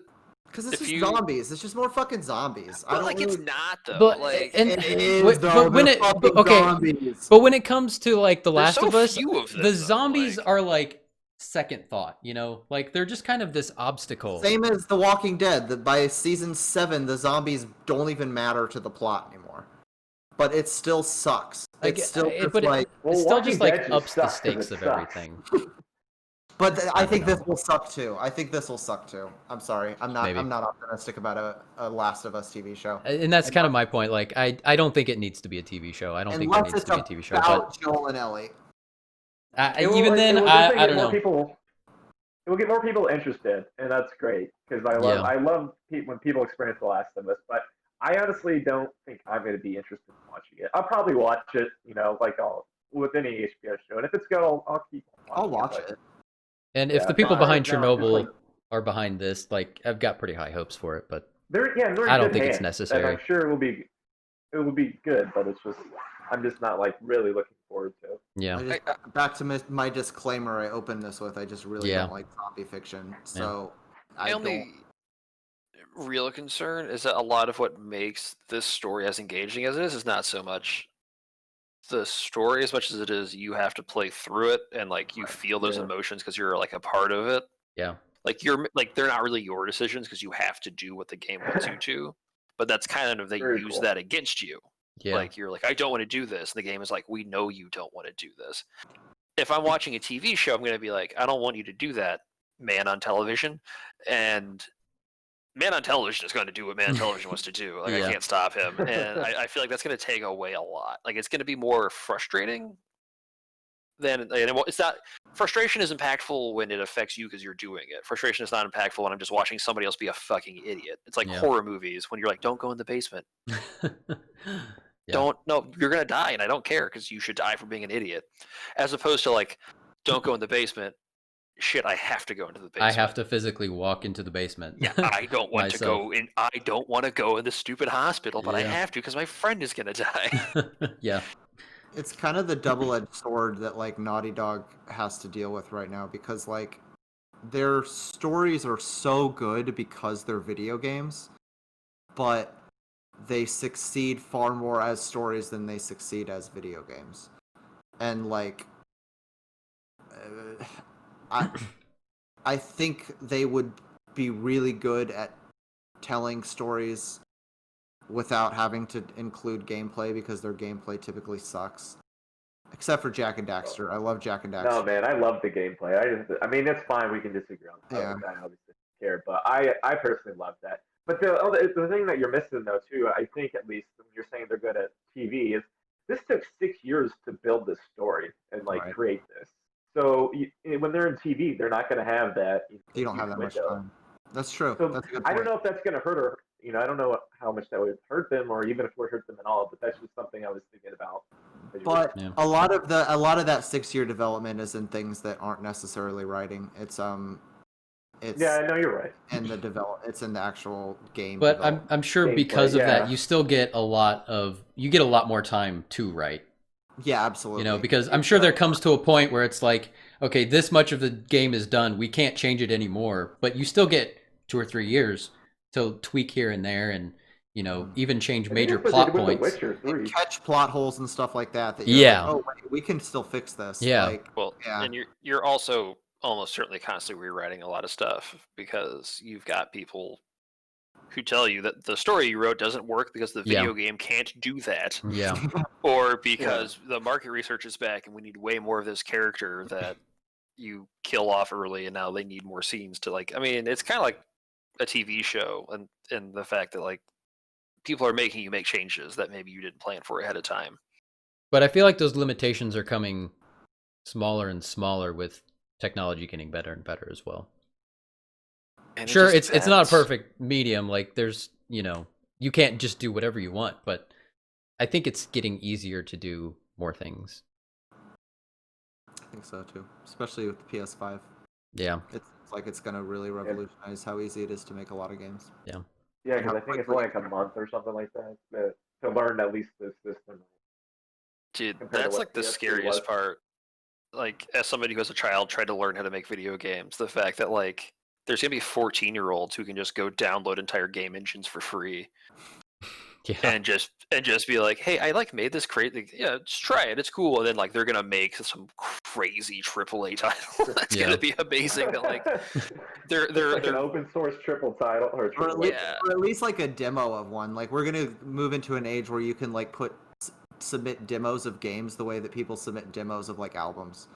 Yeah. And, I mean, the four of us right now, if we really wanted to, we don't have an artist on board to make it look the way that it would need to, but we could get JR in on it. He'd be in on it for sure. Well, but the 3D modeling and stuff is a whole other game. Yeah. But you just get assets for that shit. We could make our equivalent of The Last of Us. Because the gameplay is super straightforward because they didn't build anything new. That just comes with the engine. You know what I mean? And it's just writing and then assets, and then you have to. It's a lot of work to put it all together, obviously. And because I think if you guys have seen the crunch schedule of Naughty Dog, those people didn't sleep for 3 months. Yeah, that's typical in the industry, though. I think that's the way a lot of the big companies, especially with AAA games, work. They dawdle around for about 5 years and then do the vast majority of the work in the last 2. That's why games get delayed so much, essentially, is because they have a bunch of investors for the games, and they can't tell the investors that okay, they're gonna have this ambitious deadline, and they're like, oh, we can't finish this, we need more money or whatever, and it just keeps on getting delayed. Or there's this kind of strategy behind that. Yeah. Eventually, you have to put out a game. Yeah, and shit breaks and shit takes longer than you think it was supposed to take, and it turns computers were never meant to play video games. They're just not built for it. They're supposed to do math. So when you're no, I want to shoot a zombie, the computer is what the fuck? Shoot a zombie? You don't shoot. That's what's a zombie? What is it? It's just weird. All right, we're getting way off topic. We need to end this. It's already been 2.5 hours. Are we gonna do our review, our score? How do we score this game? All right. So Anthony, I haven't told you about this. We've kind of come up with a little review or I don't know, a star system. So if we don't recommend it, it's a new moon because moons are the K-Nite thing, If you do recommend it, it's a full moon. And then if you think I don't know, maybe only some people would like it, or then it would just be a half moon. So all right, I'll go ahead and go first. I give it a full moon for sure. I highly recommend this. I think it the end it drags, but I think it drags for a purpose, and I think the story's worth it. I know the gameplay didn't bother me as much. I loved playing it, so it was, again, wasn't perfect, but I highly recommend it. Kevin, Fletcher? I give it a half moon just because I think like half of the experience is a masterpiece and the other half of the experience is just torture. And so like that's just I think absolutely hating one aspect of it and absolutely loving the other aspect of it, it just meets in the middle, and it's a half moon for me. Yeah. All right. Jorgs? Yeah, I think you go all the way. I think you go full. I try to rate games on how much I want other people to play a game. And if somebody was like, "Hey, I'm thinking about playing this game. What do you think?" I'd be like, "You have to. You have to play this game. This is a game that you can't get this experience out of literally, I think, any other game, even the exact same titled game that came out before this one. You can't get this experience out of any other media. Yeah, this is a very unique thing that, like, it's kind of like Hardcore Henry. It's not a good movie, but you have to watch it because it's just a, Oh yeah, we saw it. you know what I mean? This is the Hardcore Henry of video games. You will not have the emotional response to any other video game that exists right now. So yeah, absolutely. I'm really conflicted about this because I personally loved it, but when I hear people talk about it, I get their points why they don't like the game. It's a very divisive game, and so I would almost recommend people that haven't played Last of Us 1 to play this game. I think they would enjoy it more because they're not as attached to Joel and they're not going to be as pissed about that. But obviously, it's like half and half. But personally, though, I love this game. It's one of my favorite games I've played in a long time. I can't wait. I'm already playing it again after just 2 days before completing it. I'm just having that much fun with the gameplay and everything. So full moon, half moon, or new moon? Oh, I said full moon for me. You did? Okay, sorry. If I'm rating it personally, full moon. Yeah. Full moon. 3 full moons. 3 full moons and a half moon. So that's a pretty good score. Yeah. I don't know if we'll call that 3.5 moons. I don't know how we'll 3.5 moons. develop it. Oh, I get where you're coming from. I like it. Yeah. All right, guys. Well, thank you so much for joining me. I love this. I love doing this. I don't know what we're gonna do next, but we'll come up with something. Undertale. Yeah, we were talking about Undertale. You can beat it in like 8 hours. Yeah. Especially if I can get it for Switch, I'll totally jump on that. Yeah. All right. I feel like that's a fun game to play. Yep. See ya. Thank you so much for watching, guys. Bye. Bye.